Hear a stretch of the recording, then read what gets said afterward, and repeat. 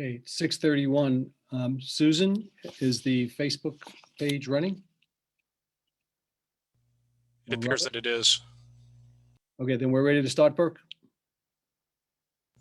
Hearing no objection from Robert Mullis, yes. Yes, we are ready to go. Okay, great. Hang on. Okay, I heard her in the background. Joe, did we tell you this is more complicated doing it this way than with the old style? Takes twice as many people. I can attest. I agree with you 100%. And it's there's a lot of moving parts to have it on Zoom and on Facebook Live and on Minute Track. We all forget about Minute Track, but that's what Susan's bringing up right now. And public comments, And two different places. All right, they're on. All right, they're good. You We guys can are doing a great job, Robert and Burke, so thank you very, very much. Thank you. All right, welcome, everybody. It's 6:30, and tonight we have the last of 3 on our public hearings about our millage rate, setting of the millage rate. So it's going to be open to the public here in just a few minutes. The 2021 millage rate for the city of Brookhaven and special tax districts. So I guess without further ado, the process now is I'll turn it over to Alex Demov. So Alex, if you want to go through this again, you should be pretty good at this now. This is the 3rd time. Absolutely. Thank you, Mr. Mayor Pro Tem. Good evening, everyone. Let me share my screen and we'll get going from there.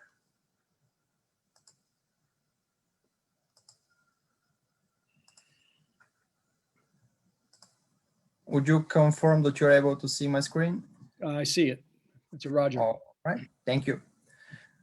This slideshow was being made available in advance to everyone. It was part of the agenda packet for this public hearing. We're here meeting on the public hearing for the fiscal year 2021 ad valorem tax millage. We'll be talking about the 4 different types of millage rates that we'll be considering for adoption tonight.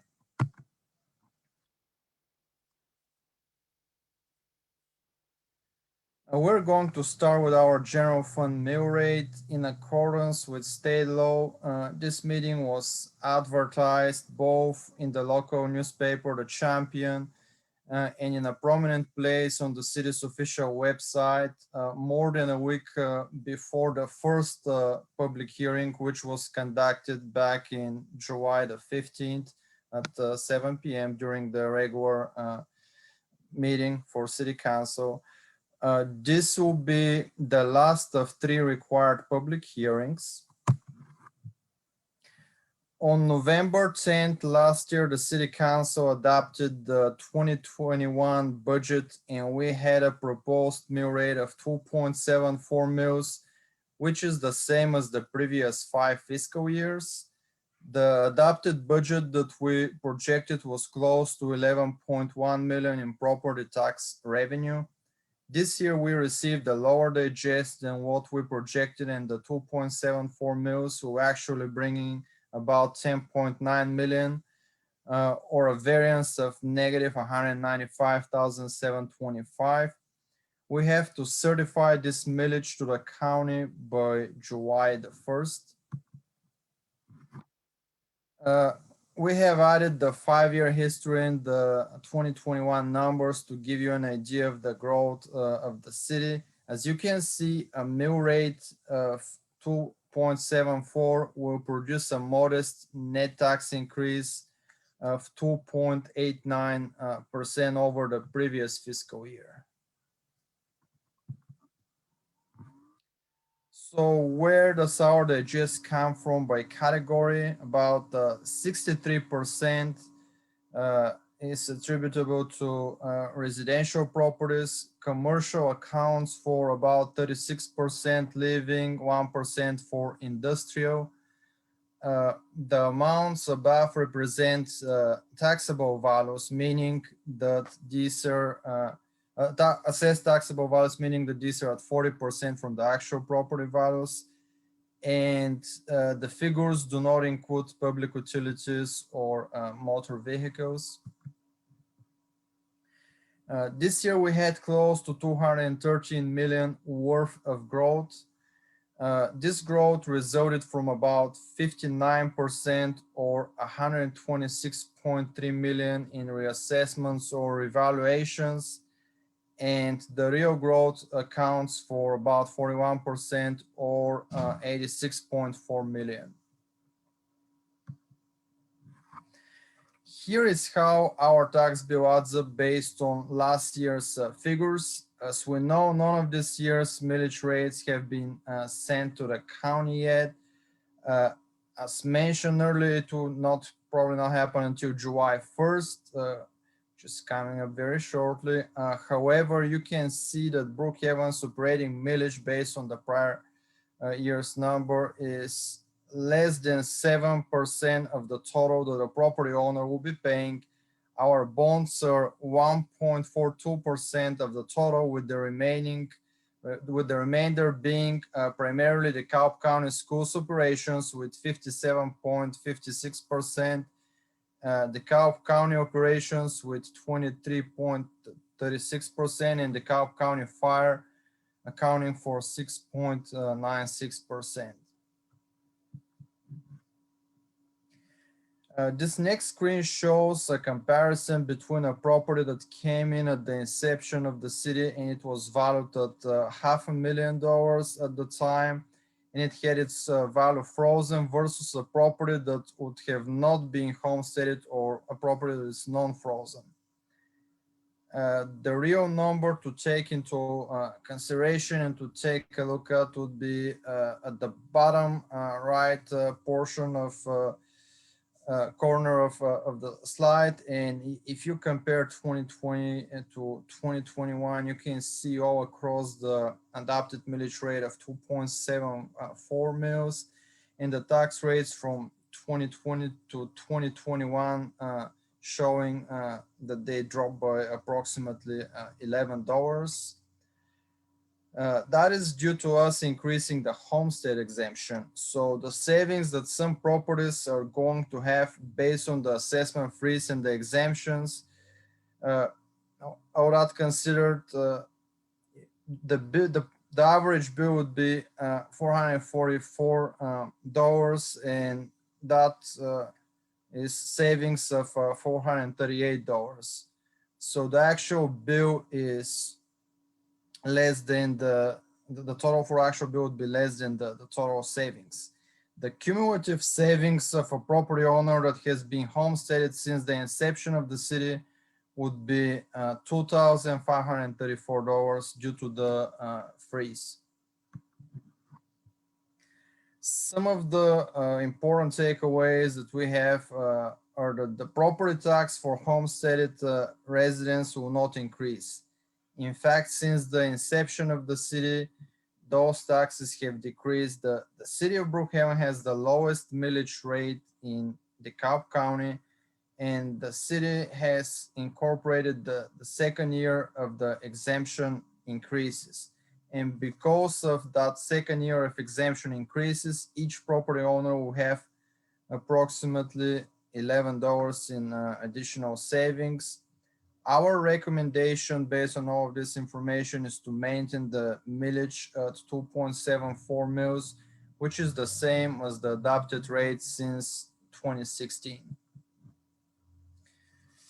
Now we'll be moving to the general obligation bond millage, also referred to as the park bond millage. This was approved by the residents of the city back in 2018, allowing the city to borrow up to $40 million for the improvement of parks as documented in our master plans. Then on January of the next year, the city council approved a resolution for issuance of approximately $38.9 million in general obligation debt. The preliminary 2021 property tax digest for the GEO bond is close to $4 billion after exemptions. Based on the above tax valuation and the requirement to levy only the amount required to service the debt, the millage rate needs to be set at 0.57 mils, which will produce close to $2.3 million in revenue. This is the same rate as the prior fiscal year. As you can see on this projection, the 5-year projection in the current year, the first year where we had data was really 2019. Now we are at tier 3 with debt service requirements of close to 2.3 million. This would be 2.89% net tax increase compared to the prior fiscal year. Based on all of this information, our recommendation is to set the 2021 bond millage rate at 0.57 mils. Now we'll be moving to the Special Tax District 1. Back in December 2014, City Council adopted an ordinance creating a special tax district in the area where we have the Choa and Emory projects going on. This district funds police, code enforcement, and infrastructure from the imposition of an ad valorem tax mill rate on properties in this designated area. The preliminary property tax they adjust for a district is about 166.2 million, or 9.4% increase from 2020. This will produce revenue of about 1.1 million to be used for services for the district. The millage rate has been 6.45 mils since 2016. Here is our 5-year history, and the current year we had a significant decrease last year, meaning from 2019 to 2020. Due to revaluations. This year, keeping the same millage rate will result in a net tax increase of 9.4%. Based on all of this information, our recommendation is to set the 2021 millage rate for Special Tax District 1 at 6.45 mils.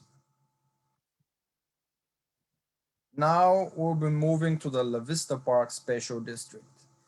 Back in September 2019, City Council adopted a resolution establishing an annexation policy. This policy called for the creation of a district for funding infrastructure in any newly annexed area.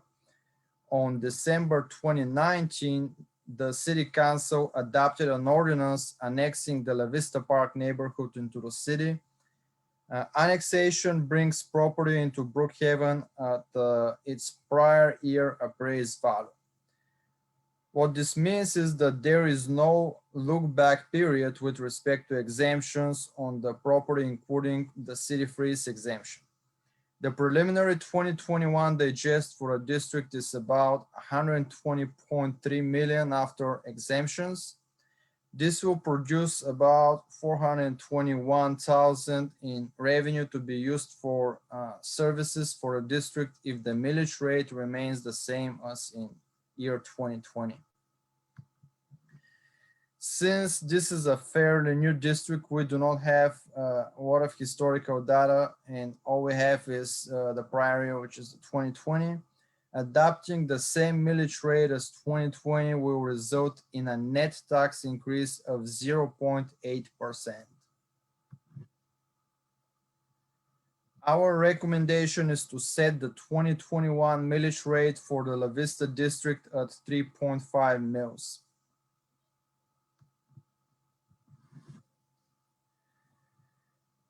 This was the last of 3 required public hearings. The millage rate will be formally adopted at tonight's regular City Council meeting starting at 7 p.m.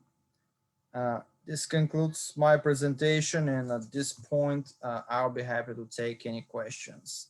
Thank you.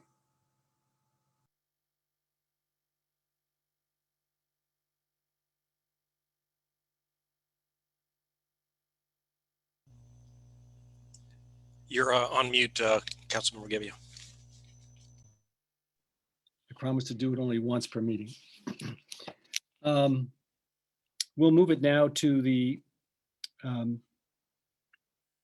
public hearing phase. And I guess, why don't we start with anybody on the Zoom call here that wants to participate with a comment? We do have 4 members in the attendee gallery. And if anybody in our attendee gallery joining us on Zoom would like to make a comment on the proposal as shown, please raise your hand and let us know that you'd like to join us. Would anybody like to speak on the budget? Not seeing anyone, sir, and we don't have anything in the email box for this public hearing, although we do have some for the meeting at 7 o'clock. Okay, what about on Facebook? We have anybody waiting to make a comment?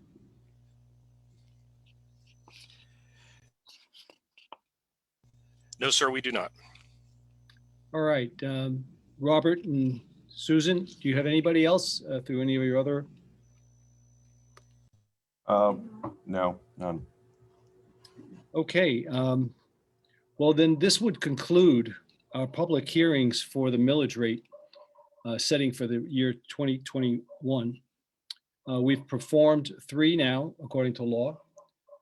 The June 17th, I think it was July 17th, and it was June 29th this morning, and now June 29th again at 6:30 and properly advertised.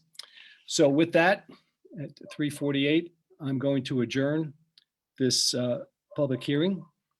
And I don't need a vote because we don't need a quorum. And we'll assemble again in about 5 minutes at 6:55 for our facilities meeting. So public hearing is adjourned. And the feed will stay active, so we don't have to restart it.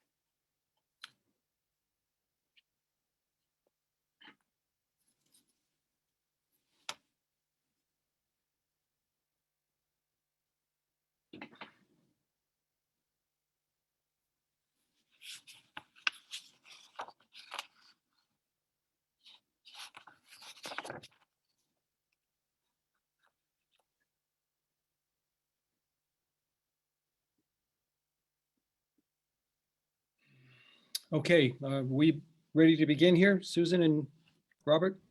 You ready, Susan? Okay, wait, is Lindley, are you with us? We are good.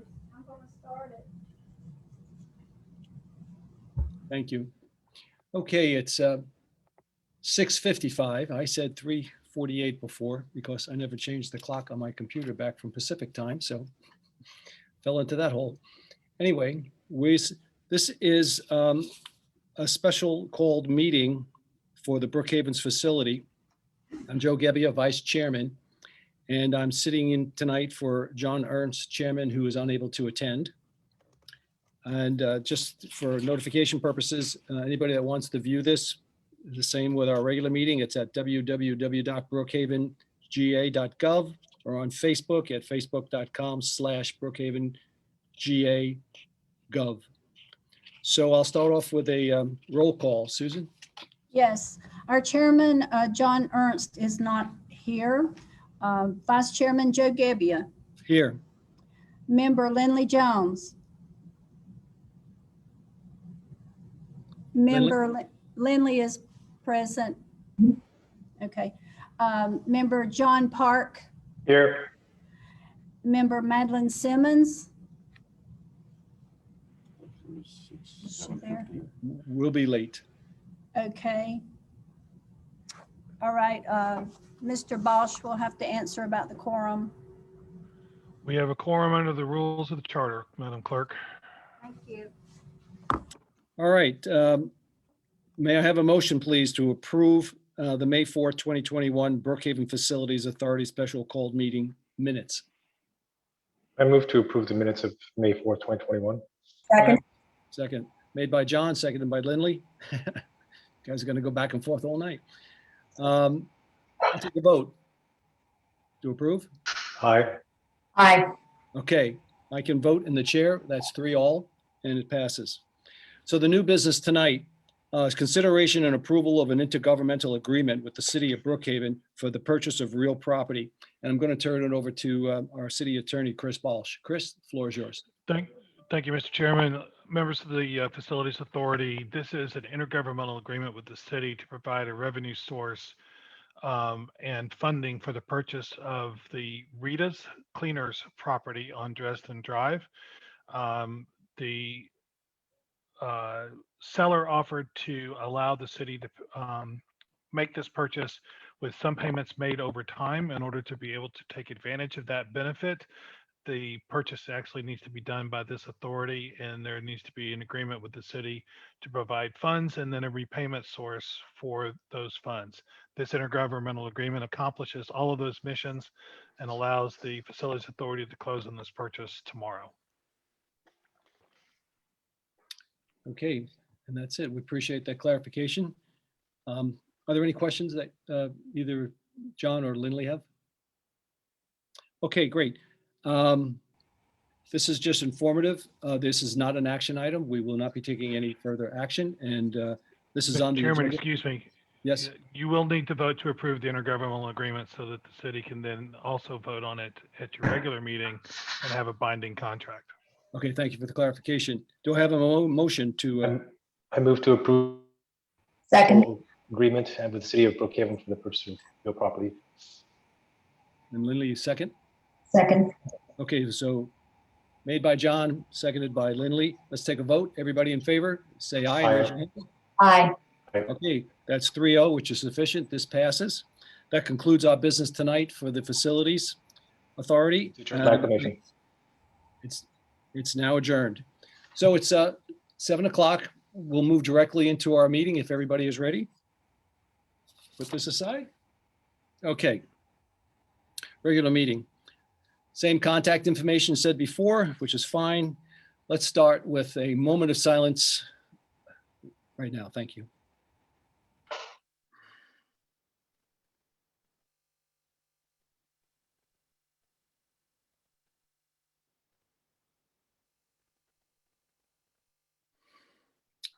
Thank you very much.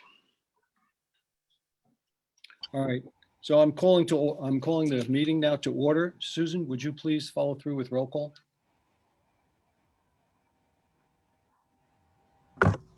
Mayor John Ernst, not present. Mayor Pro Tem Joe Gebbia, District 4. Present. Councilmember Lindley Jones, District 1. Present. Councilmember John Park, District 2. Here. Councilmember Madeline Simmons, District 3. We'll be late. Okay, Mr. Bosch will have to confirm the quorum. I unclick enough buttons. There is a quorum according to the charter. Thank you. Thank you, Susan. Thank you, Chris. Okay, so everybody please stand for the Pledge of Allegiance.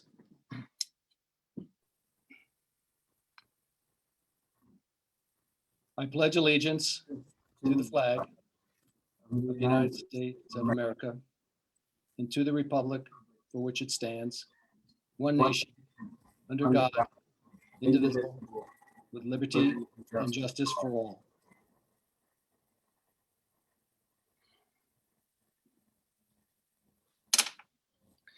How'd you guys like that touch with the flag tonight? All right, so that was good. Okay, so here we go. Recognition of pet line. Anne Marie, I guess it's all yours. Hope we got a cutie. Unfortunately, Anne Marie's not going to be with us tonight. It's just me. I hate to burst your bubble, but here we have in the screen right now is Burrito from Lifeline Animal Project. This is Burrito. After spending time in a loving foster home, she's blossomed and allowed people to come into her space more and more every day. Offer her some treats and a few kind words, and you got a friend in Burrito. She's so much like a kitten. Where she wants to do is play and snuggle. Burrito will seek you out when you call her name and just chatter away. Now, the adoption fee for dogs is $85. Cats is $65. Adoptions include the pet spay, neuter, vaccinations, microchips, and more. You can learn more about Burrito and other Lifeline pets at www.lifelineanimal.org. Well, you did a good job, Burke. Thanks. That was a cutie. I'm into dogs, but I like that cat. That was a good looking cat. Got to spread it around, Mr. Chairman. All right. We're back to Mayor Pro Tem. So we now go to a public hearing, and this is for our millage rate. So I'm going to open the public hearing. And I guess one last time here, do we have anything on Zoom or Facebook? We do have a number of attendees in our Zoom gallery. We'd like to invite anybody who'd like to speak on the public public hearing for the millage rate to please raise your hand. Let us know that you'd like to speak. And we do have a couple of comments in the email box as it pertains to the open public comment period later in the evening. But as it pertains to this issue, is there anybody that'd like to speak on the issue of the millage rate of any of the districts? Please raise your hand at this time. Seeing none, Mr. Mayor Pro Tem. Okay, so how about on Facebook? None on Facebook, sir. Any other medium? No, sir. Okay. So with that, I am going to move on to number 2. And these are action items, folks. So the first is setting the 2021 general maintenance and operation millage rate at 2.74 mils. And I'll turn it over to Alex last time. Mayor Pro Tem and City Council. All the required advertisements were made as required by state law. We conducted 3 public hearings and presentations of the 4 different type of millage rates that the city have. And this would be the first out of the four. And we are proposing setting the 2021 general maintenance and operating or in operations millage rate at 2.74 mils. Thank you. Do I have a motion to accept? I make a motion. I proudly make the motion to approve the 2021 general maintenance and operations millage rate of 2.74 mils. Second. Any comments? Yes, I said I proudly made the motion because I am very happy to once again approve, back, and support a reasonable millage rate without a significant millage rate increase in the entire history of the city of Brookhaven. And yet we have provided so much and done so much. And this continued 2.74 millage rate is a testament to that. Thank you, John. Now, it's with this and the frozen frozen homestead exception for city taxes, homeowners will see no increase in taxes and millage rate and continue to receive the great services that they receive from the city. Okay. My comment is we made this 2.74 millage rate way back when, within the first 2 years of being a city. And it amazes me what we do with 6 cents on every dollar in taxes. And when you see what's going on around us, how efficient we are with that 6 cents, it just blows my mind. And I'm proud to be a part of maintaining that with you all. And I'll now move it to a vote. All in favor of keeping the 2.74 mil, say aye, raise your hand. All right. Okay, that's unanimous, 3-0. Okay, number 3, setting a millage rate for general obligation bonds at 0.570 mils. And I'll turn it back to Alex. Thank you, Mr. Mayor Pro Tem. The staff would like to propose setting the millage rate for the general obligation bonds at 0.57 mils, which would be the same as the prior fiscal year. And as mentioned before, this mill is set based on the repayments for the repayment needs for the park bonds. Thank you. Excellent, excellent. Do I have a motion for approval on this? Yes, I move to approve the millage rate for the general obligation bonds at 5.70 mils. Do I have a second? Second? Made by John, seconded by Lindley. Comments? John, I'll start with you this time. Oh, we had a awesome opening of the splash pad at Ashford Park, but we got to pay for it. So this is how we do it. Lindley? No comment. Again, similar to my comment about the millage rate previous 2.74, this was our first real bond obligation, and our budget showed how low our debt structure is with bonds, and this pole vaulted the development of half of our parks to the completion of a 25-year planned program. We were limping along with host funds, and we had a 25-year projection for completing it. We hastened that with really well-spent money on this bond. I'm so proud of this action, and I think we've proven to the populace our ability to incur debt, handle it wisely, very transparently, and as you said, John, they are seeing the benefit of this. It's immense. The pool, all the park improvements, and I'm anxious to get through this phase and hopefully move and complete the rest of the parks somewhere down the road here in the not too distant future. So now I'll take a vote. All in favor, say aye. Raise your hand. Mr. Yes, I'm Mayor sorry. Pro Tem, before you complete the vote, I'm Yes, sir. sorry. Please excuse me. I just need to clarify that I heard Councilmember Park's motion correctly, because I think he said 5.70 and not 0.570, but I may have misheard. John, want to clarify? 0.570. All right. That's what the text of the legislation says. I just want to make sure the motion matched the text. Please excuse my interruption. No. Thank you, Chris. Better to be safe than sorry. So on item number 2, setting the general obligation funds at 0.570 mils. All those in favor say aye. Raise your hand. Aye. Okay, again, unanimous. Point number 4, setting the 2021 millage rate for special tax district number 1 at 6.45 mils. Alex, back to you. Thank you, Mr. Mayor Pro Tem.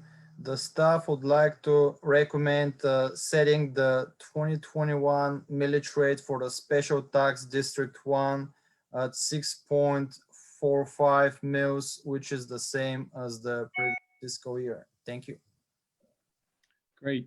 Do I have a motion to approve the special tax district number 1 at 6.45 mils? I'll make a motion to approve the special tax district number 1. Thank you. Second. Okay, made by Lindley, seconded by John. Any comments? Lindley, start with you. No comments? John? And we're just being very consistent what we've done year to year, and it's progressing extremely well over there. So all in favor, say aye. Raise your hand, please. Aye. Okay, again, it's unanimous. And the last is point number 5, setting the millage rate for La Vista Park Special Tax District at 3.50 mils. And back for the very, very last time to Finance Director Alex Demoff. Thank you.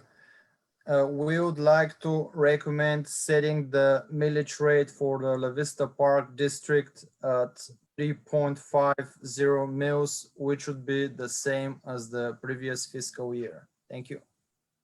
Excellent, excellent. Do I have a motion to approve? I move to set the millage rate for the La Vista Park Special Tax District at 3.5 mils.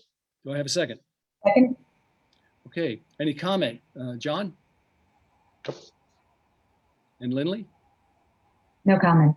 At this rate, with what we've done to come up with our budget for how to handle La Vista Park from an improvement standpoint, this is going to go, the schedule on this is going to be fairly aggressive. So this is good. So all in favor, please raise your hand, say aye. Aye. Aye. Okay, that was unanimous. Mayor's announcement.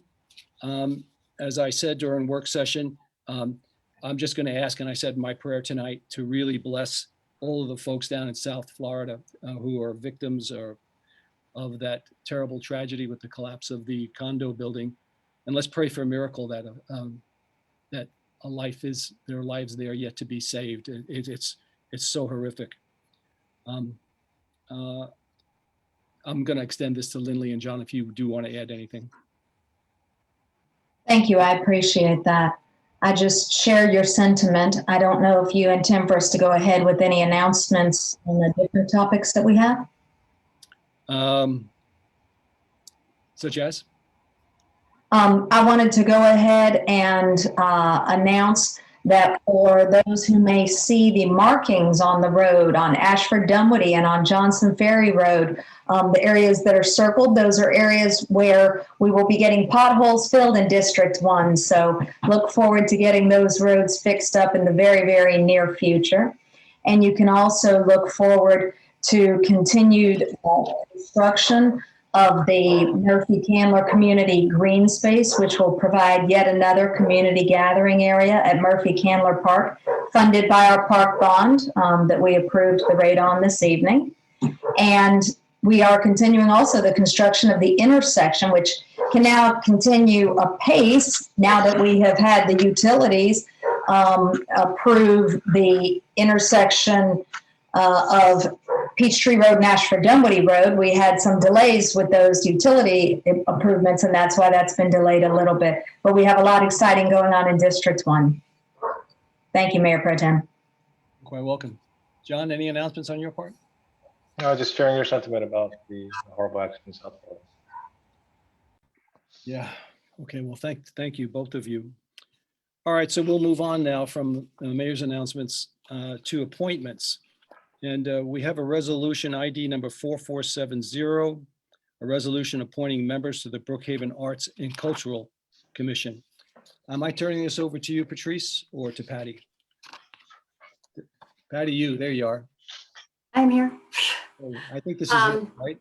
Yes, it is. And actually that is part of this announcement, is that it's a pleasure to be finishing my role with the Arts Committee by setting up this Arts and Culture Commission. It is transferring over to Patrice, as it calls for in the plan, is that the actual execution of the plan comes out under community development. But so this resolution, I think, speaks for itself. You have 9 highly qualified individuals willing to serve to execute the plan. They will be reporting back to council on recommendations. And I don't want to belabor it, but I'm quite proud to say that 3 of those members are actually served on the art committee that developed the plan. So I did not frighten them all off. We have some back.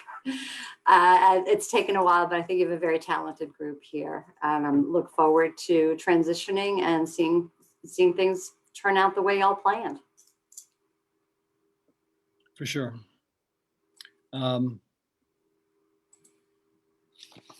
I don't have a copy of the resolution here. Somebody has it and wants to read it. That would be helpful. I would be happy to read it. I don't know if the city clerk prefers to read. But I will go ahead. Okay. Yeah, Patty. I have it.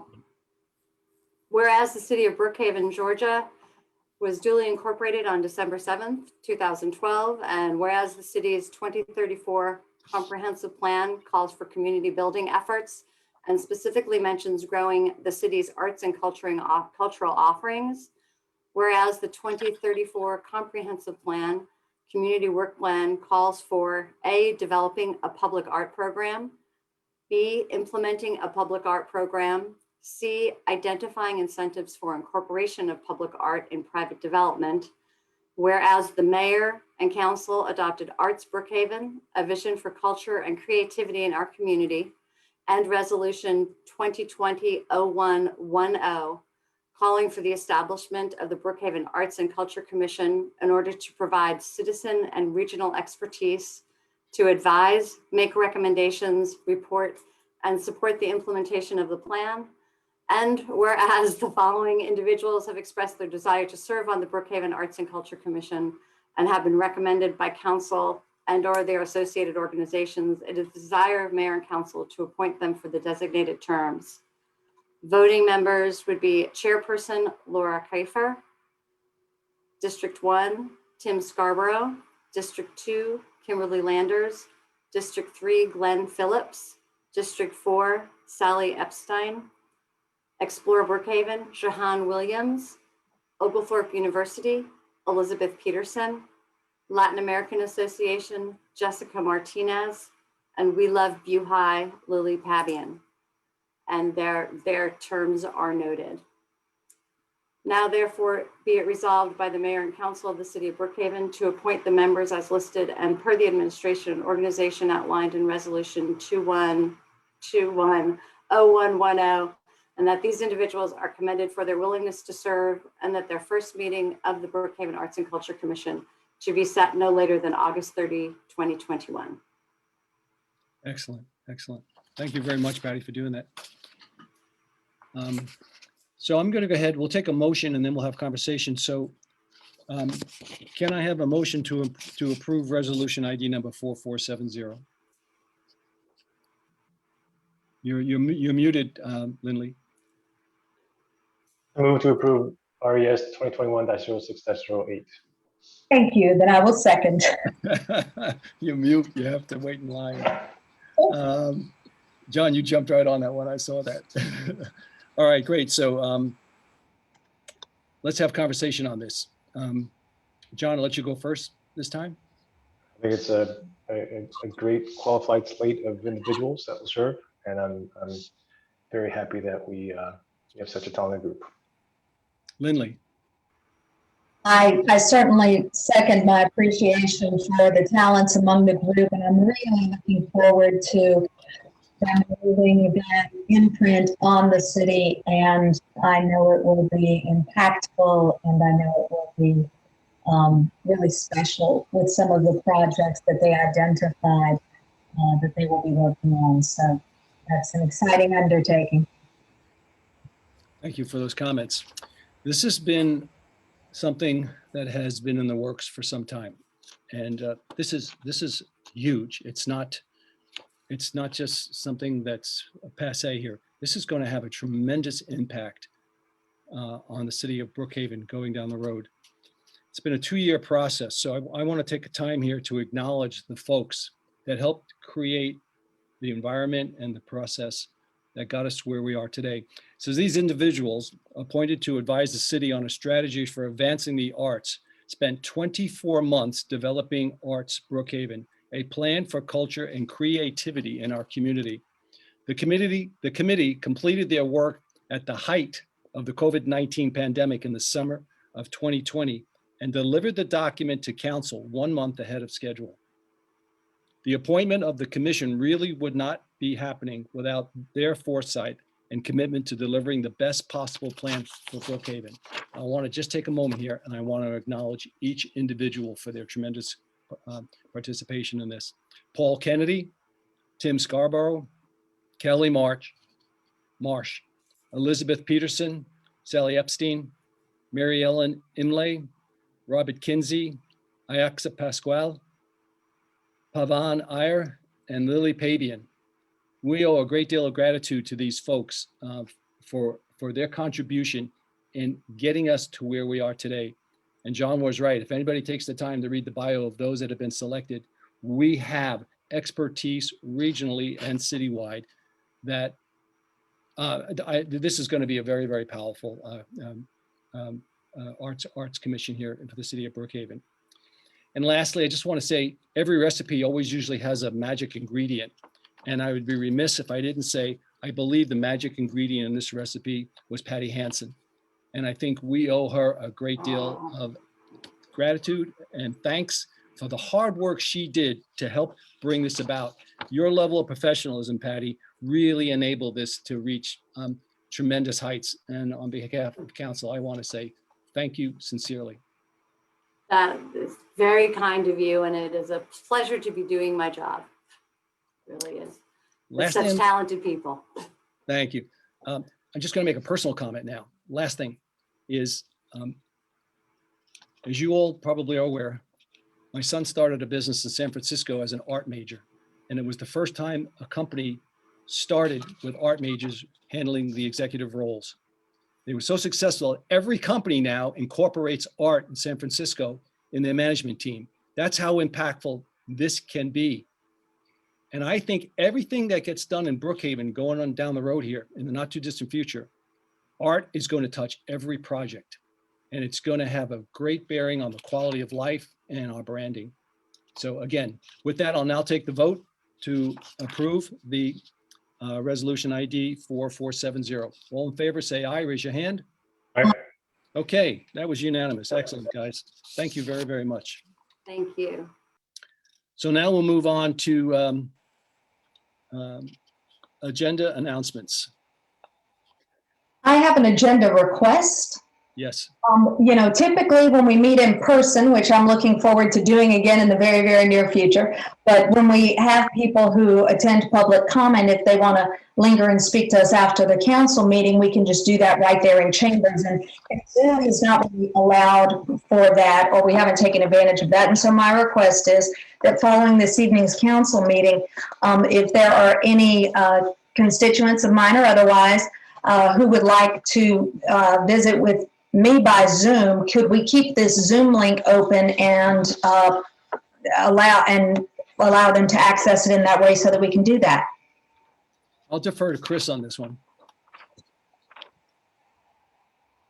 Yeah, that's more of a technology question than it is a legal question, Mr. Mayor Pro Tem. So I need to defer to Burke and to the city manager for those answers. Why don't we start with Christian? Definitely, we'll switch you over to the host and you can control the meeting. How about that, Lindley? Great, thank you. And then as far as I think it's called promoting people to actually be in the Zoom room, I may need assistance with that, or y'all just tell me how to do it. Burke, can you stay after tonight? Absolutely. Wait a minute. Does it require Robert also? No. Okay. No. If Robert will make me the host after the meeting, I can stay. Excellent. John, I are can you do that. interested in staying for that? John? Sure. Park? But if the meeting is adjourned, is it still a quorum, or what's the deal with that? If the meeting is just us chatting by Zoom on the same link. Or we can't leave outside of a meeting that's not noticed. Well, I'll tell you what, I'll pull myself out, and if the two of you want to do it, that's not quorum. Okay. Okay, so that answers it. Discretion is often the better part of valor. Thank you, Mr. Mayor Pro Tem. You're quite welcome. Okay, so if there are no further announcements, Lindley, are you speaking? I see your lips moving, but I think you might be on mute. I wasn't on mute. It just doesn't let us talk Same time, and I'm sorry, I didn't mean to speak at the same time, but I did. But at any rate, well, all I was going to announce was just for clarity's sake, if anyone would like to meet with the council members, Councilmember Park and me after this meeting this evening, we will be here present on Zoom to meet with you. Anybody wants to talk to me, they know my cell phone number. It's public. Okay, thank you for those comments. Public comment time. Burke, to you. Thank you, Mr. Mayor Pro Tem. We do have a number of attendees in the gallery. We've had a number also let us know via email at public comment at brookhavenga.gov that they would like to speak. We've got the first one coming up would be David Cohen, but if anybody else would like to speak, we actually do have a couple after Mr. Cohen. But if you just let us know by raising your hand in the chat. And well, before we begin, I would like to read the public comment guidelines. Number one, remember, please give your name, your address, and the district you live in if you know, for the record. It helps us a great deal in keeping track of the comments and making sure that they are kept and archived correctly. Number two, respect the rights of the speakers to be heard and be aware that Brookhaven's decorum rules for public meetings are still in effect during the public comments. Also remember that in order to respect the time of each speaker and the rights of all citizens who wish to comment, neither the mayor pro tem, nor any city council member, nor any staff will cut into a speaker's time by engaging in dialogue or answering questions during the public comment period. And lastly, remember that each speaker comment is limited to 3 minutes. There will be the sound of the bell when there's only 15 seconds left to speak. So with that said, we can get started, Mr. Mayor Pro Tem, and we'll start with Mr. Cohen. Followed by Pam Burnett, and then we'll see how we're doing after that. And anybody else can just raise their hand. Go ahead, David. Good afternoon, everyone. My name is David Cohen. My address is 1429 Burnton Drive Northeast. I live in District 1, and I'd like to make a statement on behalf of the Murphy-Candler Neighborhood Association. I have submitted the statement and side references by email to the City Council for public record. As presented during the April 27th City Council meeting, the Murphy-Candler Neighborhood Association is concerned that the recent installation at the Horseshoe Loop Playground in Murphy-Candler, a place that's for older children, and the concurrent removal of playground structures appropriate for younger children has left many families, including my own, with a loss rather than a gain. At that time, we noted that only 6%, I repeat, 6% of the total park fund funds that were spent on the Horseshoe Loop playground hardware had gone towards equipment designated by the manufacturer as appropriate for children in the 2 to 5 age group. This is in spite of the fact that the most common users of this playground seem to be small children in this young age group. We strongly feel that the city of Brookhaven should use playground equipment manufacturing criteria, which are based on national established standards, in determining if a structure is safe and appropriate for a young child. Trying to, quote, double dip and suggest, as was mentioned in the previous meeting, that structures designated as age appropriate for kids 5 to 12 years of age are reasonable and safe for kids as young as 2, simply because they have the ability to walk and have early climb abilities, only increases the risk of accidental injuries.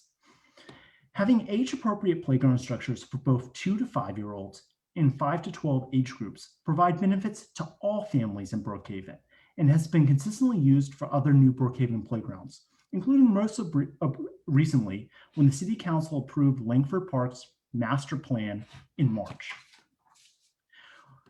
The Murphy-Candler Neighborhood Association would like to strongly encourage the City Council and the Parks Department to correct this apparent oversight in the Horseshoe Loop playground design by installing structures beyond just swings and swing riders for young children specifically designated for children ages 2 to 5. We've included recommendations in an attached document, which was sent by email. We feel strongly that the cost of such equipment is very much feasible within the park bond, especially the park bond's 25% contingency budget, and could be easily placed on the level graded surfaces that were previously occupied by the older, small child, age-appropriate playground equipment. Such a decision would be a win-win for the city, and I have no doubt would have very high approval ratings from your constituents. In this regard, we thank Councilmember Lindley Jones and Mayor John Ernst for past statements looking into addressing these concerns. As the average lifespan of commercial playground approaches 20 to 30 years, we're confident a long-term solution can be found by Brookhaven and the City Council, which allows for generations of children of all age groups and all abilities to enjoy the special and unique playground which the city has to offer. Thank you very much. Thank you, David. All right, next up we have Pam Burnett. We also had in our email account two requests, one from Gary Harris and one from Tom Cutler. I don't see either one of them in the attendee gallery, but if they are here, please raise your hand and you'll be next, and then we'll take any other comers. Just raise your hand in the gallery. We'll get to you next. But right now, Pam Burnett. Go ahead, Pam. Okay, I think I'm unmuted. Yes, this is Pam Burnett. I live at 1850 West Nancy Creek Drive in the Murphy Kindler Park neighborhood, District 1.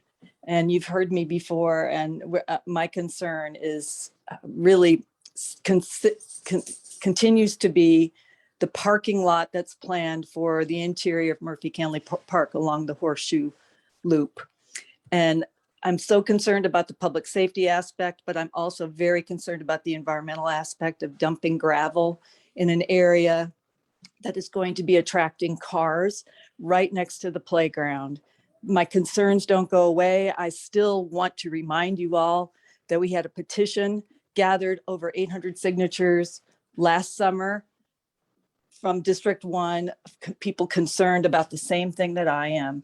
And there's a group of us that Tom Cutler is going to tell you a little bit more about what we did, but we did present an alternate plan that achieves all of the parking that is necessary to reach your objectives, not anybody else's, but yours.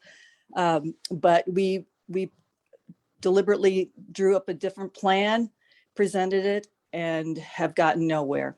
So I wanted to just ask one more time for your consideration to find an alternate way to provide the parking that you're seeking inside the park.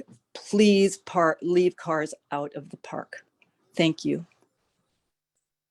Thank you, Pam. Thank you. I believe we do have Tom Cutler here. Tom, you'll be next. And then if anybody else would like to speak, just raise your hand in the gallery, please. Go ahead, Tom. All right, thanks everybody. Yeah, this is Tom Cutler. I've spoken before as well. I'm with Pam Burnett. I live in the same neighborhood as Murphy Kindler Park, 1750 West Nancy Creek. I also submitted officially the alternate plan to the council via email. We also had a delegation that met with Lindley Jones, our representative, and we tried to give that some time to let her consider, working with our petition signers and our group and all the concerned neighbors. And then that didn't happen. So now we're going towards the council in general. We're in the park all the time. We know you guys represent a whole city. It's large. We understand this project is big. We've been following it. We value the work.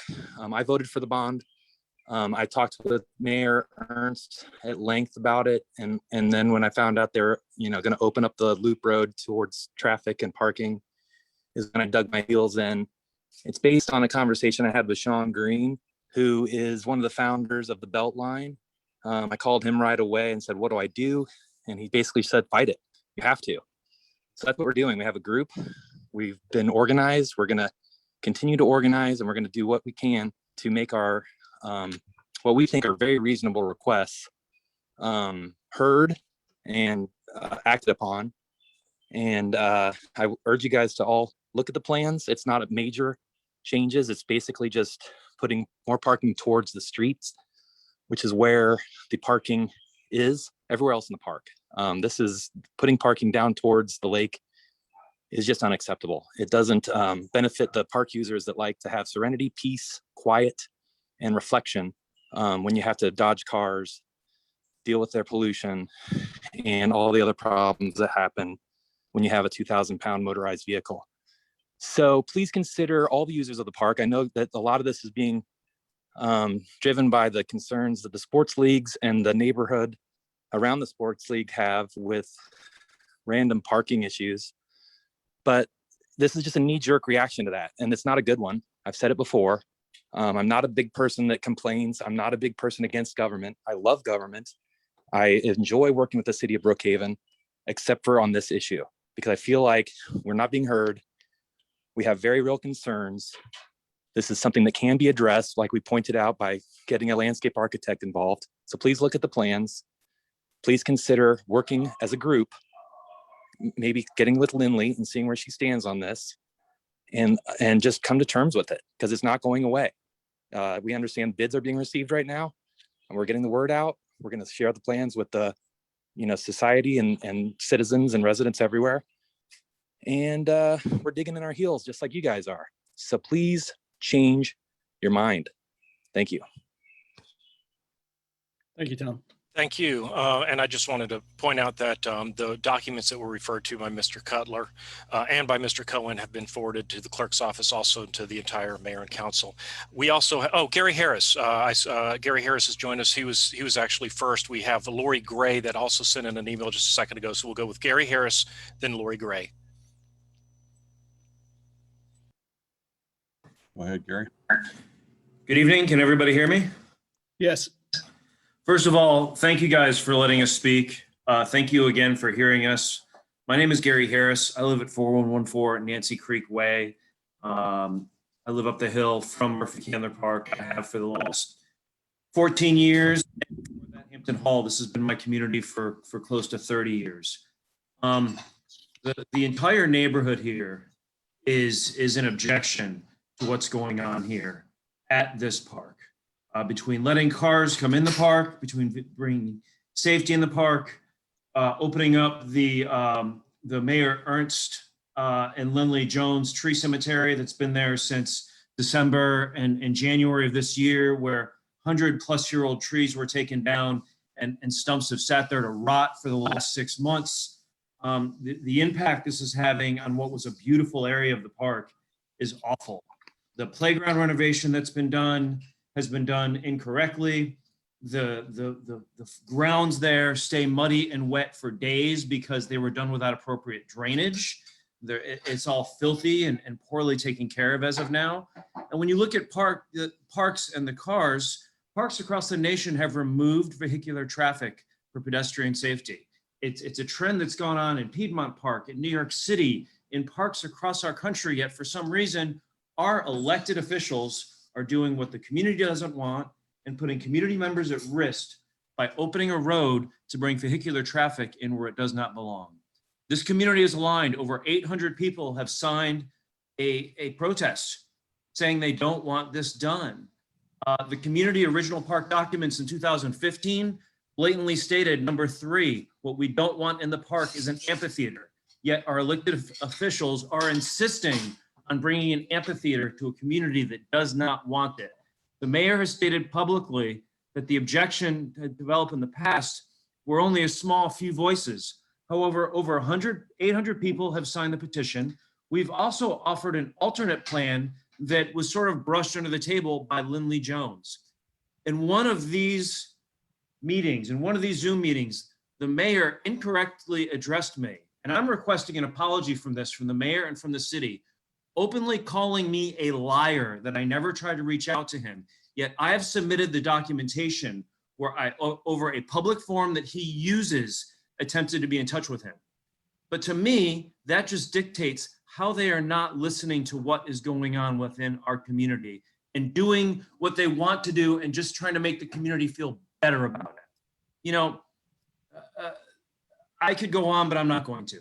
Thank you again for your help and listening to us. And I hope the city council people can come to their senses and do what's good for the community instead of what's good for the elected officials. Thank you. Thank you, Gary. All right. Lori Gray had sent in an email just a few minutes ago. Lori, would you like to speak?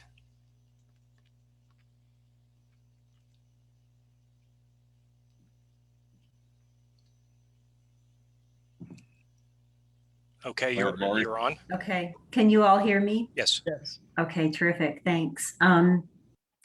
I'm Lori Gray. I live in District 2, and I've been one of the folks working with the Tree Conservancy and the city and Patrice's team to try to reach a reasonable yet effective revision to the tree ordinance. So I just want to highlight before the vote, we don't know for sure that the TO as it's written now provides enough protection, but we think it's a very good start.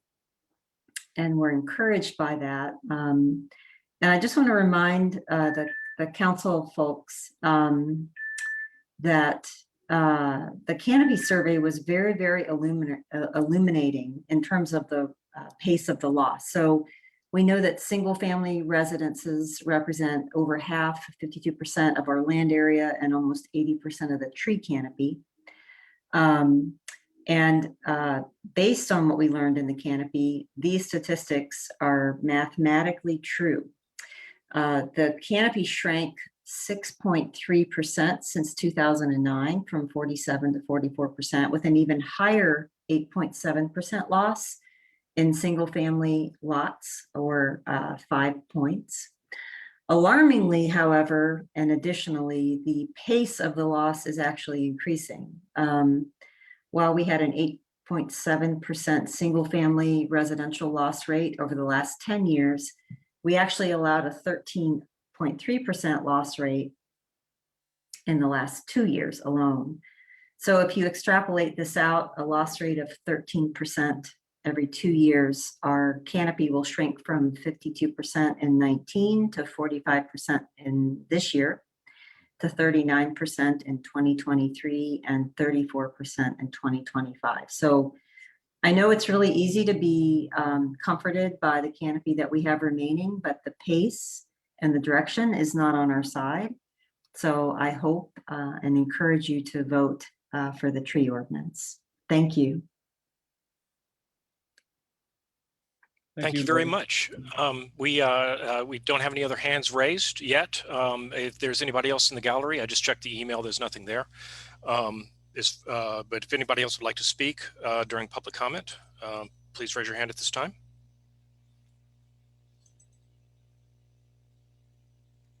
Anything on Facebook, Burke? Nothing on Facebook, sir. Okay, well, if nobody else is available for public comment, I want We to have thank Drew Clow, who's raised his hand. Okay, Go ahead, Drew. thank you. Hey guys, Drew Clow, live in John Parks District in Drew Valley. Thanks for your time. I didn't think we were onto the tree ordinance discussion yet, but do have a couple of questions for clarification. I know Patrice and John were talking about some revised language today. One of my primary concerns is what was discussed at the last city council meeting, the intent, the way that the language around variances was written, and what Chris Bouch explained was that you guys were attempting to set a high watermark to get a variance. But what is actually literally written into the draft ordinance is that a variance to remove a specimen tree can only ever be granted if the applicant can prove that the property has, quote, no economic value absent the variance, which is impossible, a property being worth $0 in Brookhaven. So you've made it literally impossible to ever get a variance. You've also said that you need a ZBA variance if you ever want to remove a 35-inch pine tree, a 29-inch oak tree, anything that's 5 inches bigger than what the specimen table reads as a standard specimen size. So there are a lot of properties that are going to be devalued by hundreds of thousands of dollars. This is just that language that is miswritten and is not what you guys described as the intent, is going to literally turn, lots into places where nothing can ever be built and there can never be a variance granted for it. So that's a major concern. I really hope you guys will address that language tonight. Thank you. Thank you, Drew. All right. Is there anyone else? Anybody else that would like to speak? Ken Warlick. Ken Warlick. Go ahead, Ken. Hey, thank you. So I wanted to, I guess, kind of reiterate on what Drew was talking about is, you know, we've been trying to, we didn't want to kind of sit back and when I say we mean, so Ken Warlick, 1115 Mendel Circle. We don't want to like sit back and just kind of complain about the trees and stuff like that. We realize that the trees are coming down in Brookhaven. You know, even today, you guys were talking about the police or with the police and crime and the increase of crime, but you were rationalizing it with the increasing of density. Well, isn't this kind of the same principle here? Is we're rationalizing the loss of tree canopy with increase of density. So it's kind of the same thing. So I just think it's kind of a skewed look at the trees in Brookhaven in general. Basically, you know, to Drew's point, we're not really, when I say we, again, the development community is not willing to accept this ordinance and the way that this wording is, because it's detrimental to the city of Brookhaven and the citizens who want to build a home in Brookhaven. So let's put this in today's reality is when a property goes up for sale, if it even makes it to the market, it's under contract in hours, if not minutes. And usually those contracts come with little to no due diligence. So we had to put a homeowner contract, schedule to have an arborist to come to the property to assess the trees, wait for the evaluation and assessment, then wait for the surveyors to do the field work, create a site plan with a new theoretical home, and then calculate the impact of trees on the property. That can take over a month. So then if all this even deemed a home is not possible to build because of a tree, we have to then put our faith and business in the hands of a ZBA board that, from my understanding, is not even legally allowed to make decisions and judgments based on economics of the case. So there is zero protection from the buyer. And so this will render the value of the property from the seller with major and detrimental economic value of their property. So this ordinance is not about putting a value on trees. The way it's currently structured is about devaluing property assessments. And we're prepared to fight this head on. And the reality is that you talked about the millage rate. Well, yeah, you're happy about the millage rate not being increased. It's because you're killing the developers. You're getting it from the citizens in other ways. The average building permit right now is close to $10,000 in the city of Brookhaven, and your system won't even allow payments over $5,000 a piece. So we have to sit there and make 4 different payments to pay for building permits. And then you're going to say that we're going to be up to $25,000 for additional trees. And then you're going to say that we may not even be able to build a house on a piece of property because there's a tree in a side yard setback, or because the crazy tree neighbor next door doesn't want a tree that's not on their property to be cut down. So where does it start and stop? The other thing is this tree ordinance has zero incentive for the future growth. All you guys do is talk about sidewalks and the future of Brookhaven. All this does is talk about trying to preserve old trees that's going to be detrimental and cost effective to the citizens in the city of Brookhaven. So and we've been told that, hey, we're just going to go ahead and pass this thing, and you guys are going to pass it tonight, and that's how it is. But I'm fed up with it. I'm fed up with being told, hey, we're going to pass it, and then we'll just see how it goes. So why don't we just like rake the builders and developers over the coals, which ultimately those costs go down to the citizens, and then we just pass this bill, and then in a couple months we'll look at it again. Why not? It's only the developers, because we're tired of it. So if you're going to say let's just pass this tonight, I respectfully request a deferral on this thing, so you guys can figure it out legally what you can and cannot do, because I am prepared to fight this. And B, you can also kind of look at the wording better instead of trying to cram something through. I also think that it's pretty imperative that the mayor of a damn city be present on such a vote like this, which is it's asinine to me, the fact that the mayor is not even involved in this one.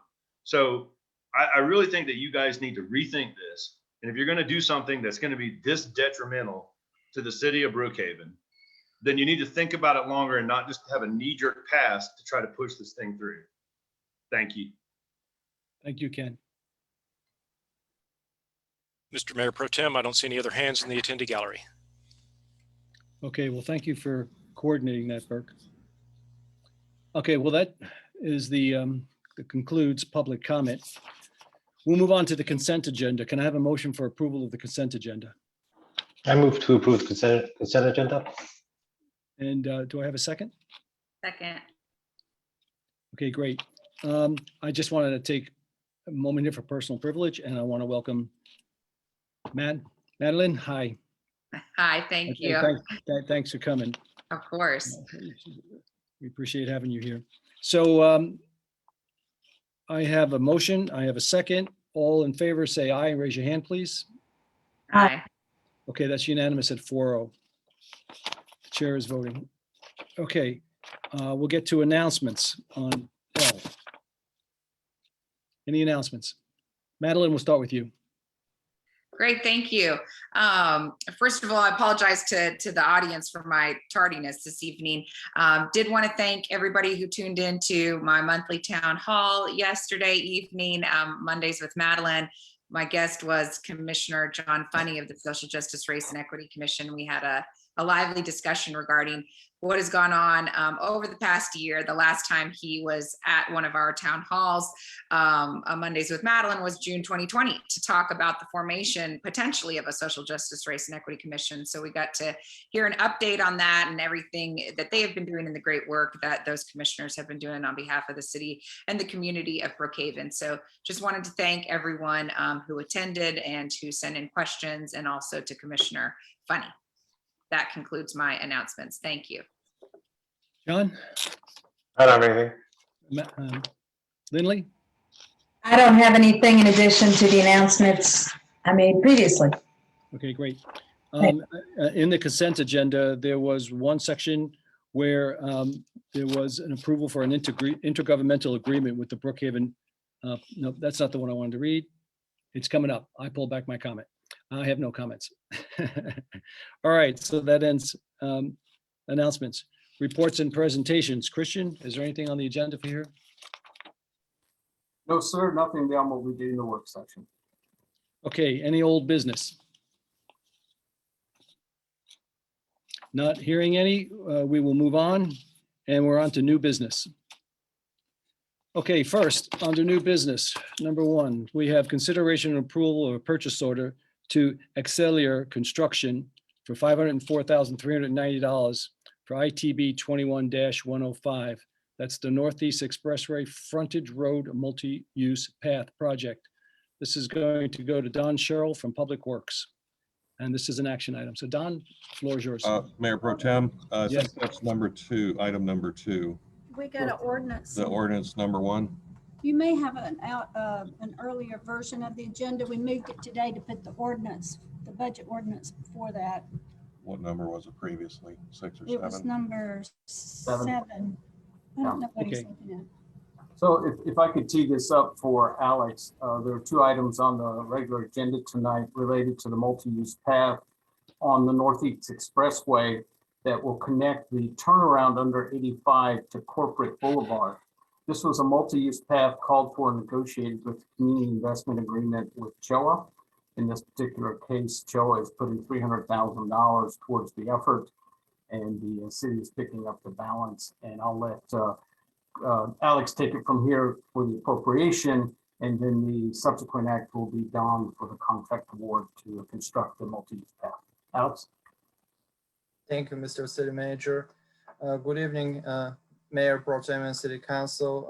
Again, before you, we have appropriation requesting an amount not to exceed $185,150 from the general fund unassigned fund balance, and an additional amount of $200,000 from the CAP fund contributions from private sources to fund the CAP fund infrastructure expenditures account for the completion of the Northeast Expressway multi-use path project.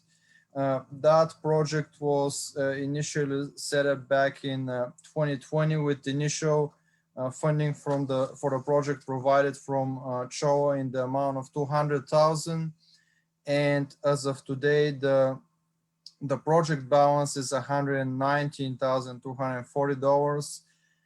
It's estimated that the completion of the entire project would cost $504,390, and applying the remaining balance from that we have as of today, that leaves another funding requirement of $385,150. there is another contribution from the Children's Healthcare of Atlanta that will be coming in 2021 in the amount of $200,000, which is an additional contribution to what they provided previously in the prior year, which leaves the funding requirements portion from the city to complete the entire project at $185,150, which is projected to be funded from the general fund unassigned fund balance. And with this, I'll be happy to answer any questions. Thank you. All right. So Susan, just help me here. What is the number for this one? And what order is it under new business? It's ORD 2021-0608. Okay, so it is, I'm looking online now. So You may that's, need to refresh your screen so that the most current, if you've had your screen open all day, it got changed this afternoon. I got it here now. I just wanted to make sure. Okay. Okay, so we're handling here new business number 1. Okay. We need public comment on this. So I'll open up the public comment and Yes, if there's anybody that'd like to speak on this topic in the attendee gallery, please raise your hand and let us know. It's this topic only. There was nothing in the email account. I checked it just a second ago. So any raised hands? Seeing none. okay, then I'll close public comment. And do I have a motion for approval on ordinance 2021-06-08? Yes, I'll move to approve ordinance 2021-0608. Do I have a second? Second. Okay. Madeline made the motion. Lindley seconded. Comments? Any comments from any of the council members? Lindley, John? I actually have a question. I have received a communication from citizen Michael Clifford expressing concern that in this area, the net result of changes being made to the roads and so forth could result in less pedestrian path instead of more. And I know that this particular agenda item doesn't specifically address any more global concern about that, although that was not my understanding, but he has provided some maps and so forth. Who would be the best person to have Mr. Clifford speak to? I'd have him start with Don as it relates to connectivity from Corporate Square down the access lanes over to Choa, where there's no sidewalk right now. Okay, thank you. But this piece that we're approving tonight and funding tonight is certainly a big improvement and a big help. So I'm glad to support it. Christian, do you want to add anything on this? No, it's exciting because there is no pedestrian connectivity from Choa over to the Greenway, Peachtree Creek Greenway. This was something that was visualized. They actually designed their campus with all of their internal paths to actually lead down to the cut through on 85. And currently there's 0 sidewalk on the access road. You're literally walking in the roadway. So this short stretch, even though it's a short stretch, it's very expensive because there's a lot of utilities in that area, especially the Georgia Power substation there. So we're excited for this to really open up the connectivity from the Choa campus over to the Peachtree Creek Greenway without going over the North Druid Hills Bridge. And timing on this is really good because they're scheduled for a 2025 opening. And it's an important part of their recuperative efforts with their patients. So I'm really happy to see this, just another feather in the cap for the Peachtree Creek Greenway. Okay, so with that, I'll take a vote. All in favor of ordinance 2021-0608, please raise your hand, say aye. Aye. Aye, that's unanimous at 4-0. Thank you very much for that. All right, new business point number 2, consideration and approval of a purchase order for Excellier, hope I said that right, Construction LLC, $504,390 for ITB 2105 Northeast Expressway Frontage Road Multi-Use Path Project. Don, I'll let you know that. Yeah, good evening, Mayor Pro Tem and council members. As stated, we are asking for consideration and approval of a purchase order to Accelerate Construction for $504,390. This is for a proposed 10-foot multi-use path along the Northeast Expressway frontage road between Corporate Boulevard and the entrance to Stone Creek Apartments as depicted on plans prepared by Kaizen Collaborative. It will include just under 2,100 lineal feet of multi-use path, 434 linear feet of retaining wall, and the required modifications to existing infrastructure, which was mentioned. There are some walls, there are some water lines that will need to be relocated in this area. We received 6 bids, and Accelerate was the low bid. So we're asking for approval of their amount as well as the contingency that's required. Okay, excellent. I'll take a motion and then we'll have a conversation. Anybody want to put a motion in for consideration of approval? A purchase order to Accelerate Construction. Do I have a motion? And to approve the contract. Thank you, Lindley. Do I have a second? Second. Thank you, John. Comments, conversation here. Anybody want to make a comment or ask a question? John, No. you good? Okay, great. So with that, we'll take a vote. All in favor, please say aye. Raise your hand. Aye. Aye. Okay, 4-0. Thank you very, very much. Moving on to point number 3. Ordinance 2021-0603. It's for TA 2103, an ordinance to amend Chapter 14, Land Development, Article 3. This is the tree preservation maintenance of the Code of the City of Brookhaven. So we'll start with public comment. I'll open the public comment. Mayor Pro Tem and Yeah. Council. I'm sorry. So just for that's okay, no problem. Goes to you Just first, for please. background on this item. Okay. The following initial discussions with the public in 2018, the City Council directed the Department of Community Development to prepare a rewrite of the city's tree ordinance. In late 2020, after the creation of the Tree Canopy Preservation Division and the hiring of a tree canopy preservation program manager, the department commenced the rewrite process.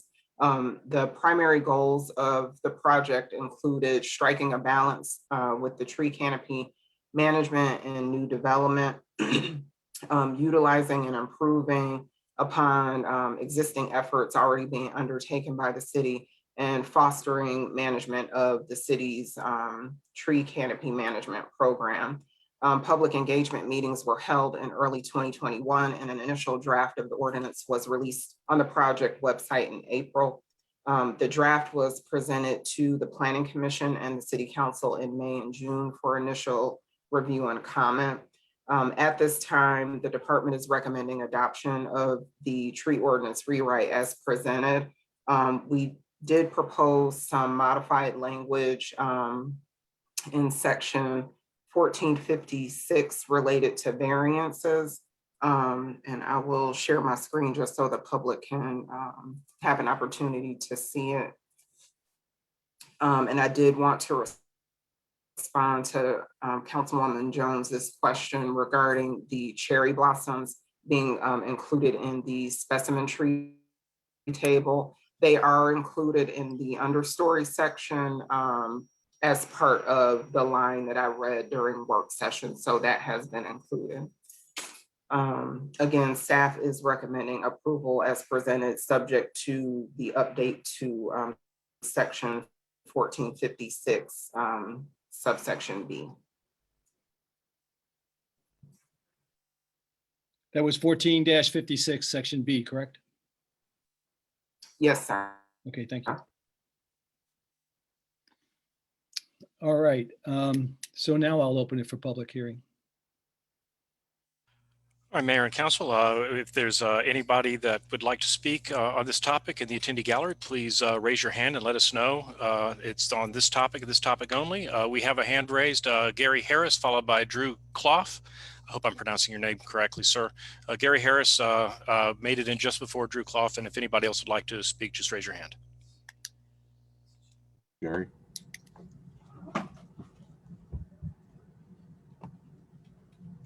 You're muted. Can you hear me? Yes, Yeah. we can hear you. Thank you very much.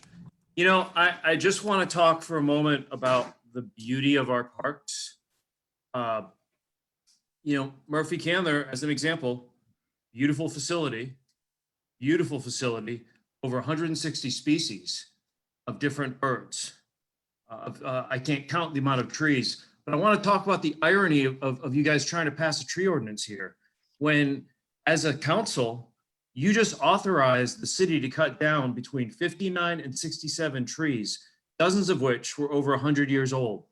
They had active hawks, Canadian geese, ruddy ducks, and woodpecker nests in over the third of the trees that you guys just had cut down 6 months ago. Now, all that's left is the Memorial Ernst & Jones Tree Cemetery. Thank you very much. I've spoken my piece. Thank you. Next up, we have Drew Clough. Anybody else who would like to speak, please raise your hand. Hey, thank you guys. Just to follow up on that new language, what it says is that a specimen could be removed if its critical root zone takes up 50% of the buildable area of a lot. In effect, I really think 25% would be a much more fair number. Doing it as a percentage doesn't dictate whether it's the front, middle buildable part of the lot or the back of the lot. And 50% is a really high threshold. So I hope you guys will at least discuss that. But again, please review the language that says that in the case that a variance is applied for, it can only be granted if the property has no economic value absent the grant of the special exception. I know the city attorney said that this is just making a high watermark. It's impossible to ever prove that a property will have no economic value. So you're saying there's no situation where anyone can ever get a variance to remove a specimen tree. I don't think that's the intent, but I do think that's what's written. Thank you. All right, thank you. Next up, we have Ken Warlick, and that's the last hand we have raised so far. Ken? Yeah, again, thank you. I don't want to beat a dead horse, but I agree with Gary. It's, you know, the city can cut down as many trees as they want to, and it's literally in the ordinances that the public works can take down trees and is exempt from the recompense and replacement of these trees. So I just don't understand why it wouldn't be the same for developers. If the idea and the intent of this ordinance is to preserve trees and canopy in the city of Brookhaven, then why can't this apply to public works as well? And then which is it? Is the trees more important or the sidewalks more important? Or is it just the money that this will actually generate? And also too, is if you look at the allotment of where these funds are going to be spent, that's a pretty gray area. So you guys the city can just go buy tree mascots and parade around at parks and stuff like that. That's our tax dollars that you guys are spending. So I think that needs to be looked into as well. So the other thing is too, is I do commend staff. They have been working, Jeff and Patrice have been working hard with both the citizens and the development community, but we're just not there yet. You said it yourself, you spent 2 years researching this thing, coming up with a canopy study, doing everything that you can to look into the trees and the growth and the loss and all that stuff. So why take 6 months to draft something and push it through? It just doesn't make sense. I think that the least that the citizens of Brookhaven can be afforded is to look into this to a little bit further, again, instead of a knee-jerk reaction. So, you know, the word affordability is tossed around all the time, which is, it's kind of hard to use that argument in Brookhaven, but you start looking at that Buford Highway corridor and all those places where you guys are trying to build up and generate revenue for the city. Those are going to become problematic with these trees. So I just think it needs a little bit more time. I respectfully request a deferral of this instead of pushing it through just to seeing how it goes, because ultimately the downfall of this is going to be against the citizens of Brookhaven, against the development community. Start focusing more on crime. People getting stabbed walking in daylight, car thefts, robberies, break-ins. instead of worrying about these trees right now. Put your priorities in check and move on and do the right thing for Brookhaven. Thank you. And thank you. Is there anybody else that would like to speak on this topic? Mr. Mayor Pro Tem? Okay, fine. Wait, we got one more. I'm sorry. Sandy Murray just raised her hand. Sandy Murray, you'll be next. And if anybody else would like to speak, please go ahead and raise your hand now. It gives Robert and I a chance to get you called up and moved over. Go ahead, Sandy. I think she dropped out. I don't see Sandy anymore. Sandy dropped? Yep. All right. She's not here anymore.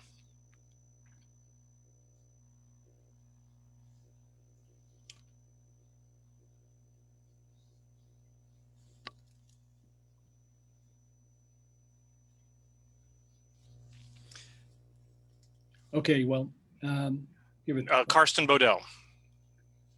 Karsten Bodell. Ed? Thanks, Burke. As someone who's looked at this for a couple years now, there are so many good things in the new ordinance that the city staff has designed that are going to help us stop the loss of canopy. I think waiting any longer is going to continue the rapid decline we've seen with the latest canopy studies. And so we need to get something in place to stem this decline and start being able to build up canopy as we move forward.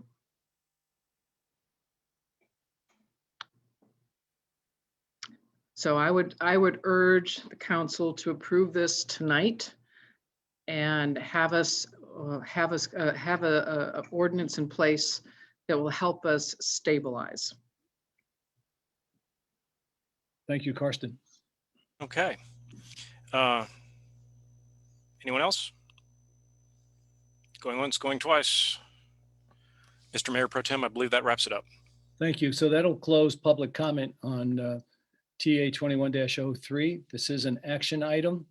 Mayor Pro Tem, Sandy Murray is back on. Do you want to? Yes, Burke, can you handle that?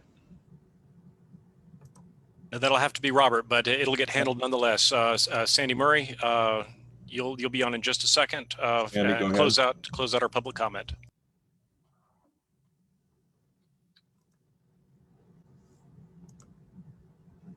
Sandy, go ahead. Sandy, are you on mute? She's not on mute. Doesn't appear to be. Is she brought over?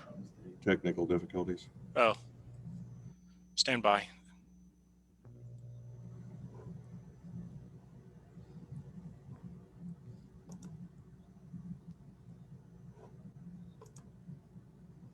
Yeah, she's not coming through, so I think we can probably move forward. I think we just lost her again.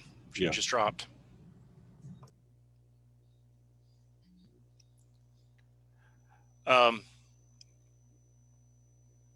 Mr. Mayor Pro Tem. Yes.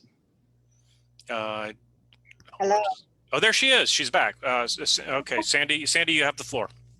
I'm so sorry. We had lost power earlier and our internet is not restored yet. So it's made for a funny evening. Anyway, I'm Sandy Murray. I live at 3212 Saybrook Drive in District 1. And I have been involved with the Brookhaven Tree Conservancy and working with the city to help develop this ordinance. And I want to say that trees are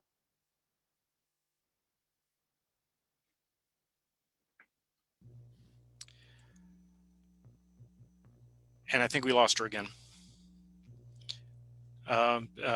Mr. Mayor Pro Tem, I believe she was going to speak in favor of the tree ordinance. I don't know exactly what she was going to say, but having been working with the ordinance, I believe that was going to be a favorable comment in some form or fashion. We'll And she's not here. We'll regard that as just stated by you, Burke, and I agree with that statement. So with that, I will officially now close the public comment time. So let me just move this back up so I'm back on track here. Okay. So this is an action item. And I'll take a motion before we have conversation on it. So, John? Patrice, do I need to make the motion with the proposed amendment? Or is it in there already? It is not in there already, so I would ask that you include that in your motion, that it include the update Okay. that was presented. I move to approve ORD 2021-06-03 with the amendment put forth by the Community Development Director. John, just for your edification, that was section 14-56B. Yes, section 1456B, yes. So John placed the motion and Lindley seconded. Okay, comments? So there are some questions and concerns that were brought up during the public comment. I'd like to address those. The first one being the trees on public property. Basically, the city is going to hold ourselves, my understanding, and please correct me if I'm wrong, the city is going to hold ourselves to the same standard in terms of, right of way is not the same as a residence. We have needs as far as a right of way is concerned, but we do value the trees, and we are requiring ourselves for a plant back. And that's been city policy directed by city council here since, I forget the exact one, it was earlier this year, where we directed city staff that anytime trees are removed, that they be replanted back, the canopy be replaced. I don't know if that is in this specific ordinance, but that is city policy. And I would like to make sure that it is codified moving forward. So Patrice, can you address that? Yes, we included the aspirational language in the purpose and intent section. There's also some specific detail about public properties being included in the requirements for the ordinance. And again, as you mentioned, I think it was in April, council directed Public Works and for all city projects to include the tree considerations and the projects that we do going forward. So it's policy and it's included in the ordinance. Okay, so it's crystal clear that future councils, if they want that to be not policy anymore, they would need to change the ordinance. Correct. In order for the city to not be required to plant back to replace the tree canopy that we replace. That was a very important consideration for me, just because it was very important that we hold ourselves to the same standard, but there are functionally different issues here. The city cannot wait 3 months for a variance hearing in order to build a sidewalk. But we should. It is our responsibility morally to maintain the canopy as we build the infrastructure that we need. That is a principle that has been in place since the writing of the Constitution, and I'm confident of that. The second one, point of clarification that I'd like to point out that was brought up was the no value clause. There's some of the participants in the public hearing say that the fact of the matter is, if any action that we take affects the value, setbacks affect value, or not having setbacks affect value one way or another. So the question to me is, can builders still build homes that are valuable, which and functionally build them? And is there any merit to the claim that it is impossible to get a variance if there's a specimen tree on a property to build a home? Can either Chris or Patrice speak to that? The first comment that I wanted to make is that the economic consideration is one of 4 or 5 that are included, and the code does not say that you have to meet all of those requirements. It says it shall be considered by the Board of Appeals. So just that standard alone by itself would not be something that would decide the case on its own. All of the considerations would be taken into account. Councilman And, Park, there's also constitutional limits to the economic piece. The United States Supreme Court has held in the last several years that if a regulatory taking renders a property basically worthless, that constitutes a taking regardless of whether or not there's any actual exercise of the local government's eminent domain powers. So in addition to the factors that the community development director addressed, there are constitutional limits as well. So the sky is falling suggestions during public comment overstate the case, frankly. So, I mean, even if some of the attendees' interpretation were correct, it wouldn't hold up under constitutional review. Well, I mean, if the comments are correct, that is the sole basis upon which the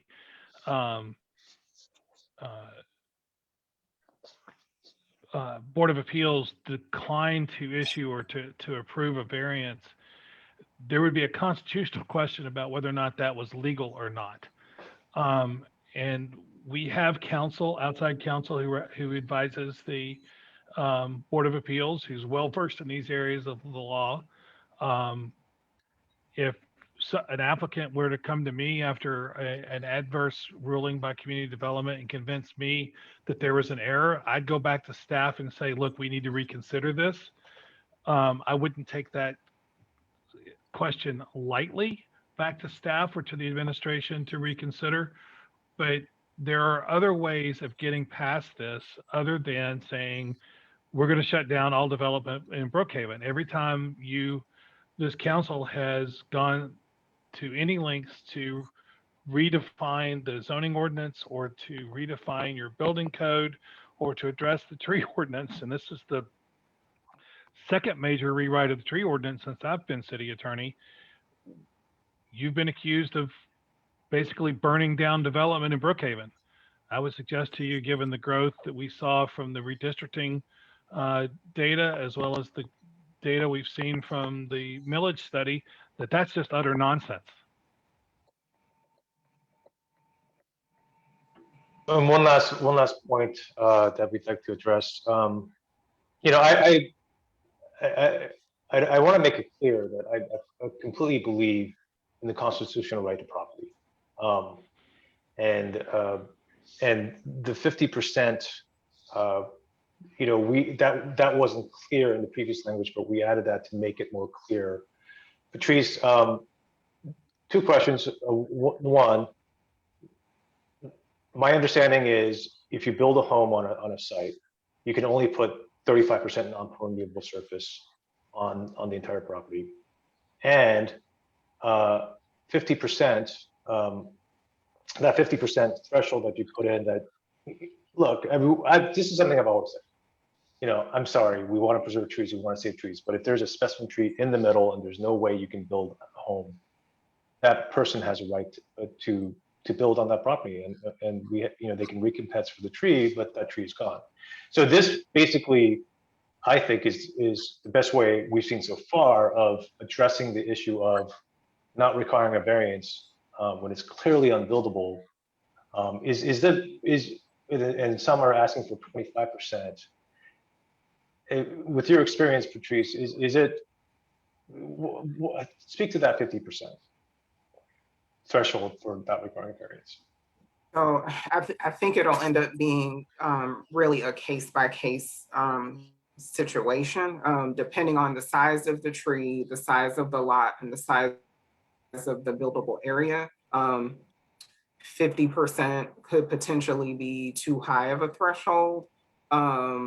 But the way the language is written, it talks about us reviewing for a reasonable buildable area. So it gives us that flexibility to be able to work with the applicants that may have have a difficult situation to be able to accommodate a home that, you know, that could fit on the site. So I 50% might be too high in some situations, but I think we have enough flexibility to see how it works in the coming months.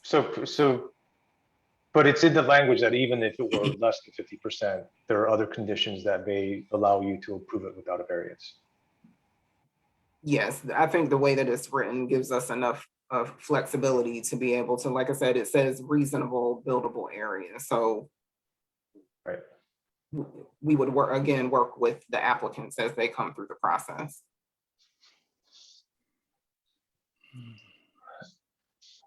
Those are kind of all the questions I have in terms of the technical points. I would like to make some final comments after the council goes through their questions or comments. Sure. And thanks for taking head on some of those difficult issues there, John. I appreciate it. Madeline, do you have anything you'd like to add? No questions, but certainly have some comments if we're doing comments right now. Yes. Okay, great. Just wanted to really thank the community that has been involved in this process for the last couple years. There have been countless meetings on this, separate and apart from the actual official city council and work session meetings that the community members have done with the tree advocacy groups and just the different neighborhood advocacy groups about the importance of tree canopy and specimen trees in the neighborhoods. I personally have been involved in literally dozens of these meetings, so I know how much time these community volunteers have put into this, and also what the city staff has put into this. And so I just want to thank everybody that really has worked hard to try to come up with this balance that shows how important the tree canopy preservation is, with also balancing the rights of the community members and smart development and all of the things that we value here in Brookhaven. So I've received so many emails over the last few weeks of people very excited that we're to this point after so much time and thought and research and community engagement has gone into this. And that this.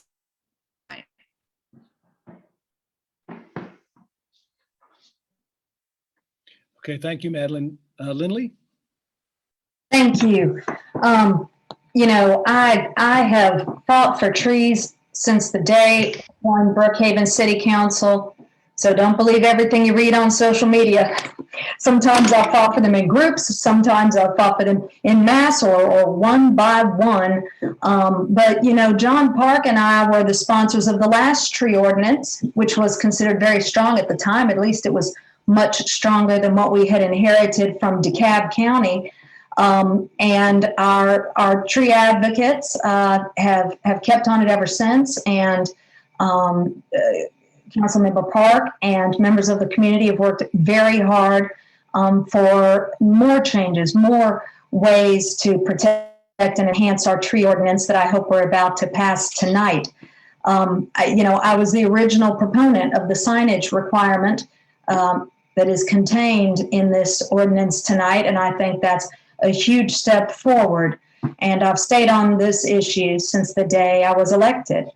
So, you know, I'm aware that the citizens of Brookhaven are uniquely dedicated to tree preservation, the natural environment, and urban wildlife, and so am I.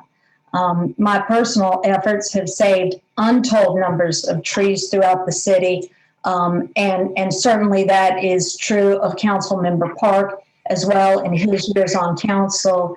You know, we share the conviction, I believe, that trees bring value to our lives and our lifestyles, and that they bring value to developers too. When we have a community like we have that is unique, that does value its tree canopy, and that will take actions like we're about to take tonight to preserve it, that brings value. So I would also just like to reiterate Councilmember Simmons' expression of gratitude to the Brookhaven Tree Conservancy and all of those citizens who have reached out to us and worked with us and worked with Councilmember Park and worked with community development and participated in the tree ordinance rewrite process.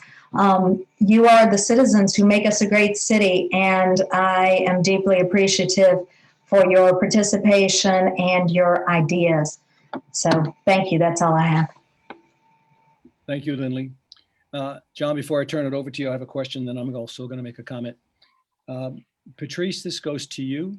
Can you address comment that was made about average permit fee being $10,000 and only being able to process $5,000 at a time?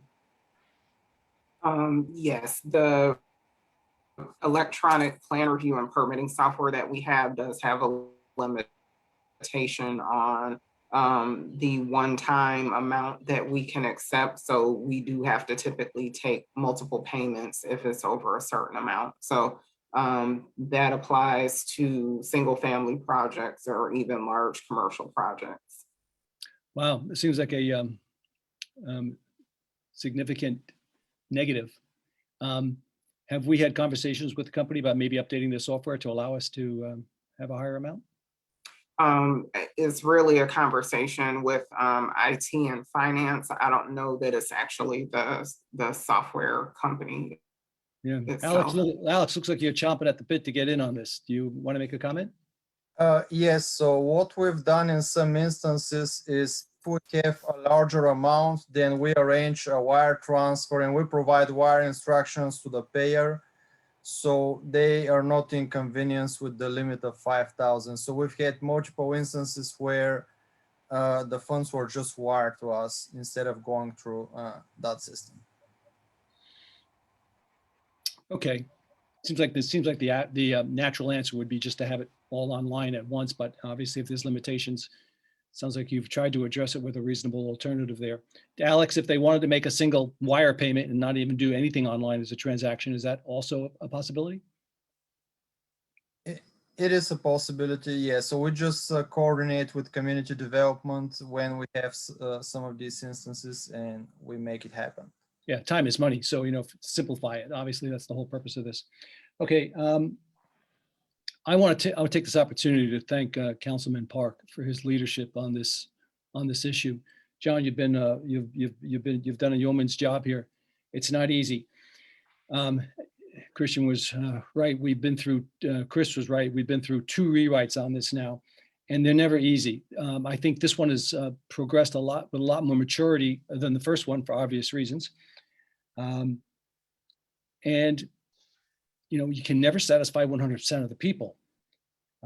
That being said, there were good comments being made tonight, and although we looked into the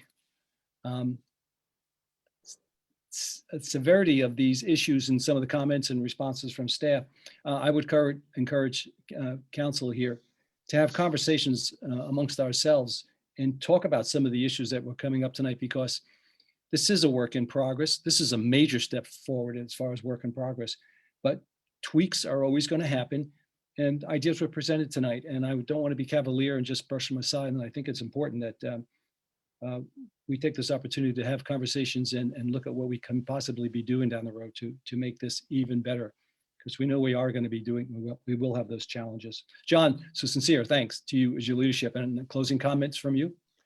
Yes, really what it comes down to is this has been a very difficult, if we were a communist country where people have no rights, and this has actually happened in my home country where I was born, where the government just comes in and says, no, you can't build there, and just arbitrarily makes decisions. That is the last thing. I'm very sensitive. That is the last thing I want to do. And the only, I think, appropriate place for something this restrictive, and I do recognize that it is restrictive, is at the hyper local level, where the leadership is constantly watching it and constantly assessing the situation. We make policy decisions based on real data. I think that's just the best way, because it takes out the it takes out just the emotion of it, the fact is we're losing canopy. And the fact is we have to figure out how to do that without, infringing on the constitutional rights of property. And I believe this ordinance does that. The thing that drove me crazy the most during this entire process was at the beginning. I heard from developers, John, I want to save a tree, but I can't, because if I want to save the tree, I have to get a variance. And if I don't have the time to spend 2 or 3 months getting a variance just to move the house 20 feet to save this tree, so I'm just going to cut it down. And the previous ordinance allowed that. This fixes that main structural problem. There are a lot of smaller issues. They're not small. Protecting the tree during construction, signage, the administrative variance process, and we have to put a stake in the ground somewhere, right? I took to heart the comments that perhaps 50% is too large, but as soon as it's demonstrated that it is too high, I will make the first motion to lower it, just because I'm committed to the fact that the 1 sentence or 2 sentence statement I've always said is, look, we want to preserve trees. We want to preserve high value trees. Okay. But I'm sorry, if that tree is in the middle of the property and you can't build, I'm sorry, the property owner has rights. That tree needs to go, and it needs to go efficiently to protect the rights of the property owner. So I'm very cognizant of that, and very, because of the flexibility in the language that allows for different conditions. I don't think staff has any interest in a single permit go to the Board of Appeals, and I don't think it will. What it will do, in my opinion, is it will not only encourage builders, but it will assert the need to the builders to be creative and flexible, and just put a little more thought into the site plan in order to preserve trees and really maintain what makes Brookhaven beautiful, what makes our quality of life so much better. Because I can tell you, sitting on a concrete lot, it's 20, 30 degrees hotter, and it makes a huge difference. Not just walking or just sitting there. And so, am I confident that this ordinance is perfect? No, I'm not. Am I confident that this ordinance will take us where we want to go in terms of preserving trees and protecting property rights? Absolutely. And we will continue to watch this, because this is something that is very sensitive. And people's, I appreciate the fact that people's livelihoods are at stake. But what else is at stake? It's the health and well-being of the community, which is our responsibility. And I have 2 passions as a council member. One is stormwater, and the other is trees. And those 2 are actually very strongly interrelated, more so than I think the Blue Book, which is a stormwater guide, takes into account, because the Blue Book guidance for stormwater says that you have to account for building as if it were in a natural state. Well, guess what? What's better than as if in a natural state?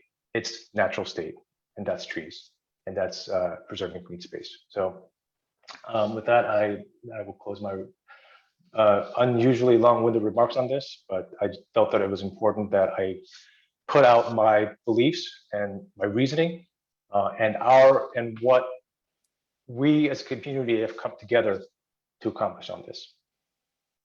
Thank you, John. Well said. You made up for all the other meetings when you didn't say anything. I only talk when I care about it. A lot. All right. Well, we've gone through the whole process. We've got the motion pending, comments made. We'll take the vote now, and all those in favor raise their hand, say aye. Aye. Okay, that's unanimous. As chair, we only need 3 for approval. I'm going to sit back. I'm not needed at this point. So excellent. So it's a unanimous decision. So we'll move on to point number 4. Ordinance 2021-0604, consideration and approval of an ordinance TA 2105 to amend section 16193, vegetation and debris of the City of Brookhaven Code of Ordinance. Patrice, I believe this is coming to you. It is. Good evening again, Mayor Pro Tem and Council. Some background on this item. Invasive species is defined in the code as any species that is not native to the ecosystem. And so we have received complaints and questions regarding kudzu and bamboo and different things that are encroaching from one private property onto another. So at this time, we are recommending adoption of an amendment to the nuisance vegetation section of the city code to explicitly require the removal of invasive vegetation that is encroaching again from one private property to another. Staff can answer any questions that you may have about the amendment as drafted.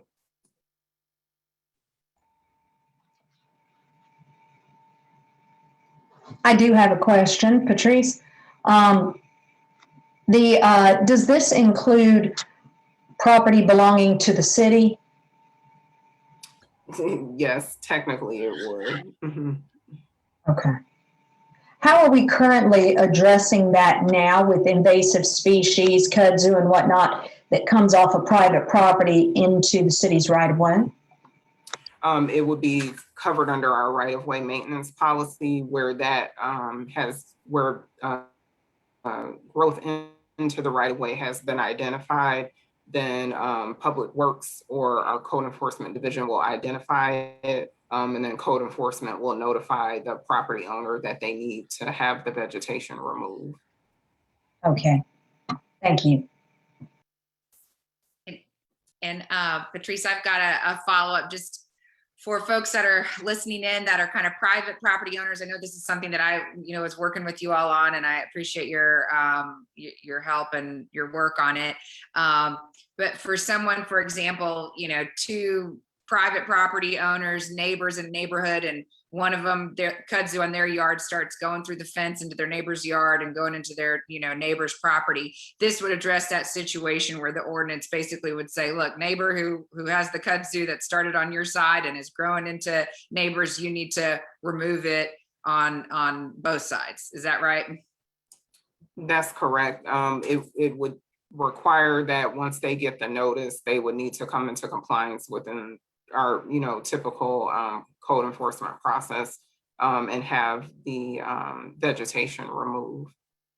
Thank you.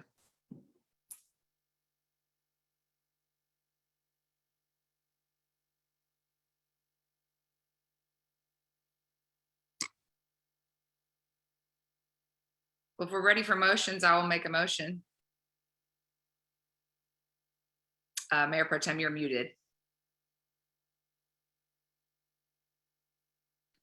Well, that's 2 times per meeting then, all right? We have public comment time, so we'll have to hold. Oh, that's right. Okay, thank you. You're welcome. Burke, do you want to take it? Yes, sir. Is there anybody in the attendee gallery that would like to speak on this topic? The topic of invasive species. While we wait for the hands to raise, I'll jump over to the email box. Great. And no new comments in the email box. Would anybody like to speak? Seeing none, Mr. Mayor Pro Tem. Okay, I'm closing public comment on this ordinance, and it's an action item. I'll take a motion.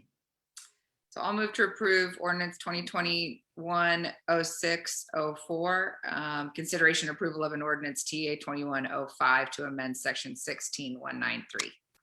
Thank you. Do I have a second? Good. John, seconded. Okay, comments or conversation here between council members? Anything?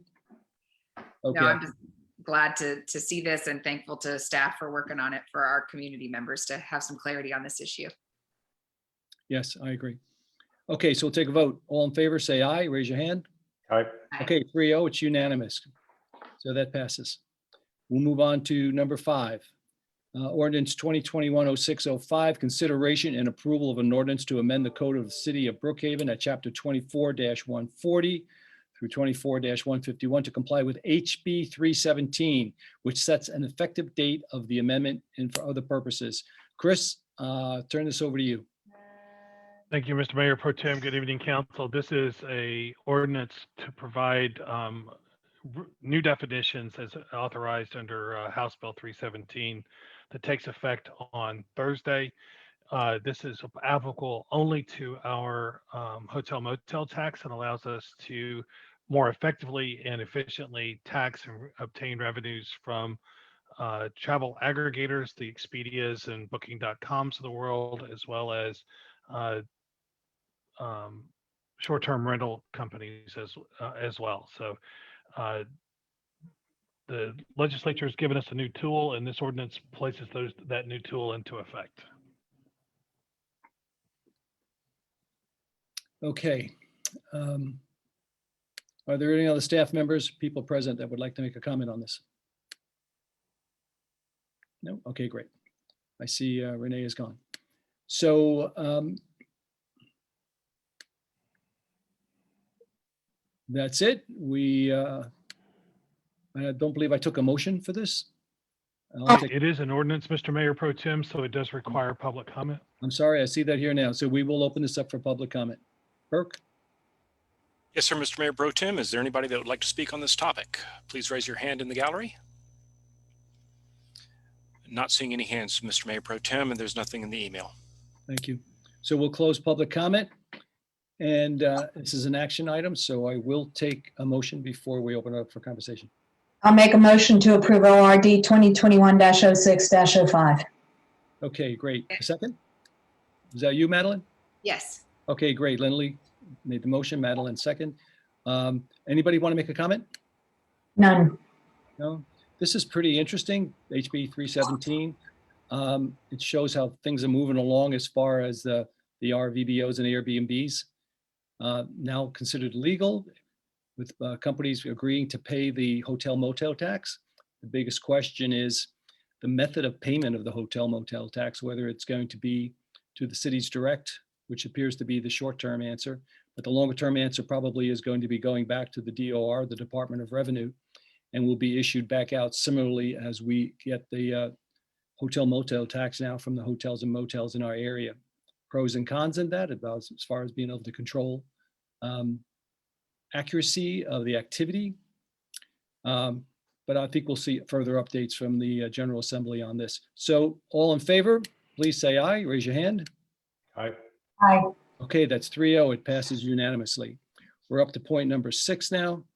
Ordinance 2021-0606, consideration and approval of an ordinance to amend the budget of the fiscal year beginning January 1, 2021 and ending December 31st, 2021 for the general fund of the city of Brookhaven, appropriating the amounts showed in each budget as expenditures, adopting the item of anticipated funding sources. And Alex, you're the star for the evening again. Thank you, Mr. Mayor Pro Tem. This is our mid-year housekeeping budget ordinance.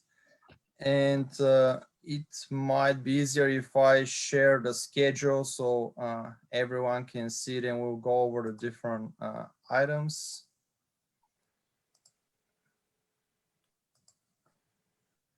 Okay, please let me know if you're able to see the schedule. Yes, thank you. Okay, so let's start with the first ticket item, $309,113 for professional services. This is to cover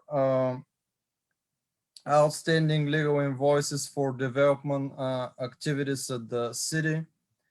The next two items, which is land sites, 550,000 and revenue, miscellaneous revenue of 140,000. These two go hand in hand, and these are related to the property settlement agreements between the city, Jeffrey Long and Laws and Associates. And this was also on the item number 6 on the consent agenda. Next, we see the reserves that pretty much cover these first two ticket items, minus the offset by the miscellaneous revenue. All other items are funded by the contingency from the non-departmental contingency that was approved in the budget, in the 2021 budget. The first item is 40,000 for professional services. That's for the services provided, the lobbyist services provided by the Ferguson Group. That's for 10 months of 2020. It comes at 4,000 per month. The next ticket item is 25,000 for meeting expenditures, which covers the Social Justice Race and Equity Commission civic dinners. Next, we have multiple items that are kind of going hand in hand in there to cover the city manager's office personal changes. After that, we also have items that go hand in hand for IT department that cover the new person that was brought on board in mid-June in the department. Next, we have 25,000 in the HR department, which would be for the HR director retiring. That would cover the pay time off payout. Next, we have another 25,000 in the HR department for which is for professional services, which covers the recruiting of the new HR director. Next, we have three items that go hand in hand: supplies, gasoline, equipment rental in the Parks Department, which covers the COVID testing site at the MARTA station, expenditures for that. Next, we have 5,800 again in the Parks Department for contract labor, which covers the additional pool hours that were requested by City Council.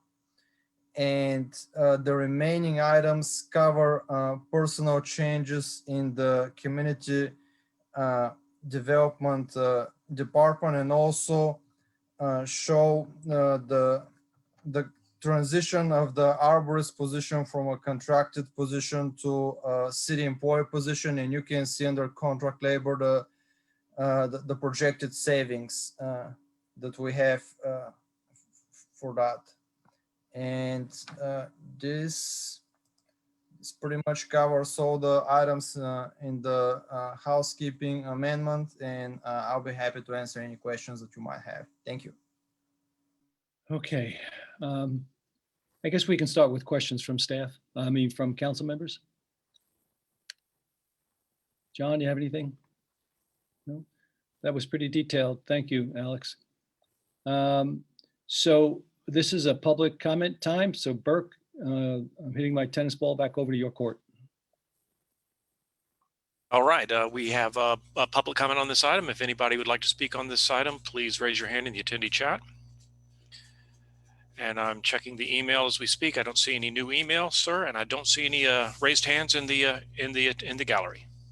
Thank you. I'm closing public comment, and I'll take a motion for ordinance 2021-06-06. I move to approve order 2021-06-06. Second. Okay, that was Lindley for the second? Yes. And John? All right. Are there any other comments from council members? Okay, take the vote. Raise your hand, say aye. Aye. Aye. Okay, that's 3-0. It's unanimous. We'll now move on to point number 7, ordinance 2021-06-07, consideration and approval of an ordinance of the City Council to approve the amended authorized position list of the City of Brookhaven. And this goes to our illustrious Human Resource Director, Rick Stone. Rick, here you go. Welcome. Yeah, good afternoon, Mayor Pro Tem and Council. This ordinance would amend our current authorized position list by creating 4 new job titles. The new positions would be Deputy City Manager, Senior System Engineer, Arborist, and a Planning and Zoning Manager. And all of these positions would be filled with current employees. It would be resource neutral. It wouldn't add any additional payroll. One of them was already mentioned in the previous presentation, where a CAA employee would actually move as a city employee to the arborist. Okay, so we have, let me just move it back up. Excuse me 1 second. We have public comments for this. Back to you, Burke. Thank you, Mr. Mayor Pro Tem. Is there anyone in the gallery that would like to speak on this topic? Please raise your hand. Seeing none, Mr. Mayor Pro Tem. Okay. Are there any comments from council members? All right, I'll take a motion. This is for ordinance 2021-0607. I'll move to approve ordinance 2021-0607. Second. Okay, Lindley for the motion and Madeline for the second. All in favor, please say aye and raise your hand. Aye. Okay, so that's 3-0. It's unanimous. That actually ends our new business. I'm going to take a moment here of personal privilege, and I want to make a comment. Rick is going to be leaving us. Rick, get your face back up on the screen. Come on. I'm not letting you back out on this one. There you go. This is personal, because there's only a handful, and I can take one hand and probably put down one or two fingers, probably one finger, and tell you how many people of the original staff are left here at the city of Brookhaven.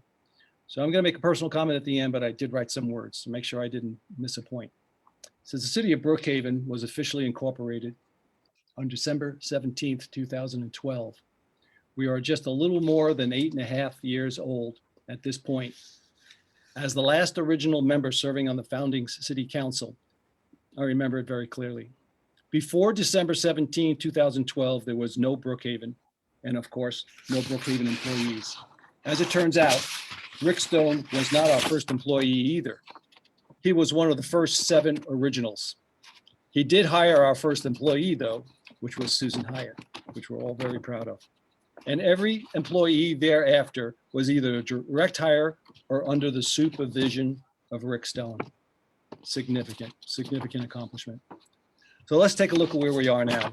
And I'm only going to list a few of these, but Rick has got his fingerprint all over this. We have one of the best police departments, if not the best, in the region. Our parks have never looked better, and we are in the middle of a $40 million worth of upgrades throughout Brookhaven. We have the Peachtree Creek Greenway, which is getting closer to connecting to other parts of the region, including the Atlanta Beltline. Our finance department is rated AAA with both Moody's and Poor's and AAA across the board. We're only one of 5 cities throughout the state that have that honor. And again, I could go on and on. None of this would have happened without good leadership in the people that we bring on board. We all pride ourselves in hiring the best. And we hired the best to hire the best. It's pretty clear. The common denominator is the uncommon caliber of the people we employ. People who were found, recruited, and hired by Rick Stone.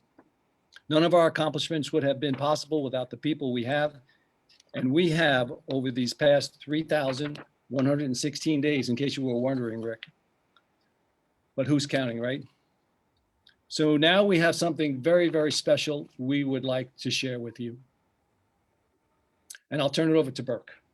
And if you watch my screen. Mr. Mayor and Council, are you going to share it, or do you need me to share it? I'll be happy to share it. There it is. There it is. So without any further ado, this is a proclamation in recognition of Rick Stone. Whereas Rick Stone was an integral part of the establishment, setup, and the opening of the city of Brookhaven, and whereas Rick Stone served as the Director of Human Resources, leading multiple initiatives in an exemplary manner during the startup of the city, and whereas Rick Stone played a vital role in the process of setting up the city's Human Resources Department, including securing all federal and state identification numbers, setting the holiday schedule, creating salary benefits packages, and whereas Rick Stone worked diligently and tirelessly to hire and onboard several significant city positions, including the city clerk, city manager, police chief, Parks and Recreation Director, and whereas Rick Stone has ensured the continued success of the city of Brookhaven by implementing payroll softwares, establishing city job descriptions, implementing evaluation forms and compensation charts, and whereas Rick Stone has further strengthened the Human Resources Department by authoring personnel policy, implementing a wellness program for city employees, and continuing to support and oversee many personnel responsibilities. And whereas Rick Stone has gone beyond the call of duty and led the safety committee and implemented the vehicle accident reduction program. And whereas Rick Stone's upcoming retirement will be a loss felt by the Brookhaven residents, council, boards, commissions, committees, and city staff. Therefore, I, John A. Ernst Jr., Mayor of the City of Brookhaven, and on behalf of the Brookhaven Council, do hereby recognize and commend Rick Stone for his service to the City of Brookhaven and wish him the very best on his upcoming retirement. In witness thereof, we affix my hand to and cause the seal of the City of Brookhaven, Georgia, to be affixed on this 29th day of June, 2021. Hear, hear. Hear, hear. Congratulations, Rick. Thank you. I mean, this thing, when I'm going to bring it back to the office tomorrow for you. Okay. It is drop dead gorgeous in this presentation. Hopefully you'll hang it with the pride that you've shown and you've earned. Quick story that Rick shared with me this morning is when he made his first hire of Susan Hyatt, he had to say, Susan, come on board. It'll be good. I don't know what the benefits are. I'm not sure what your salary is going to be. I don't know, blah, blah, blah. He had to get 5 employees before he could go and secure all of the support mechanisms. But you know what? All 5 of them accepted the position and he promised them that it would be better. And Rick, I'm sure none of them are disappointed. I'm sure for all of them, it was better. And a lot of that has to do with you. So really, sincerest congratulations. Good luck with your retirement. And thank you so much on behalf of Brookhaven for everything that you've done to help make the city that we are today. Kudos to you, my man. Thank you. Let's have it. Woo! All right. Well, see you tomorrow, Rick. All right. We're gonna miss you. We are. I'll certainly miss Brookhaven. Thank you very much. So that finishes the new business. Let's see. Other business. Is there other business to be attended, Mr. City Manager? No, sir. All right. This is the last round of public comments. To you, Burke. Yes, this is public comment number 2. Any topic is on the table. If anybody would like to speak, please raise your hand in the attendee gallery and we'll recognize you at this time. Would anybody like to speak? Going once, going twice, Mr. Mayor. Whoops, David Cohen just raised his, well, David Cohen put his hand down. Mr. Cohen, if you'd like to speak, we'd recognize you at this time. Just raise your hand, let us know. Going once, going twice. David Cohen would like to speak. Okay. Welcome, David. Go ahead, David. Thank you, everyone. This will be very quick. I know Council Member Jones brought this up earlier, but I just would like to strongly encourage the City of Brookhaven to begin to allow in-person public comments at upcoming City Council meetings. Nearby cities, including Dunwoody, have successfully managed to do this. They've had hybrid in-person and virtual meetings since at least January. And there's no reason why Brookhaven could not manage such an arrangement as well with proper precautions. I cannot think of a better signal to the public than further opening up City Council meetings to send a message that the city is supportive of allowing further resumption of routine civic functions. Allowing the option of in-person public input and attendance is an important role as it increases the public's trust in the City Council process. Thank you very much. Thank you, David. Anybody else, Burke? No one else has a hand raised. In the gallery, we only have 6 left, and I believe that will wrap it up, sir. Okay, I'm going to close public comments. It's now time for mayor and council's comments. I'll start with council. Madeline, any comment you'd like to make for closing? Not for closing, thank you. Okay, well, I mean, comments on anything. It's your turn. Sure, no, I know. Just would be what I had already said at the beginning of the meeting. Sure, Thanks. thank you. Lindley? Yeah, thank you. John? The Atlanta Hawks are in Game 4 of the Conference Final Championships, which is the first time in history of Atlanta that Atlanta won a conference final game earlier in the series. I want to point out that I'll be going to watch after this meeting, I believe, and go Hawks. And by the way, the Hawks we are a NBSE, the Hawks practice facility. It's right here in Brookhaven. John, you just took the words out of my mouth. I lost my opportunity. I don't care as long as they win. That's really, really good. I've said my piece for the night, so I'm going to move on. Chris and Christian, I think we do not need an executive session. Is that correct? No, sir. Okay. With that, To adjourn by acclamation. great meeting tonight, guys. Thank you. Have a great 4th of July. Thanks, everyone. Happy 4th. Cheerio.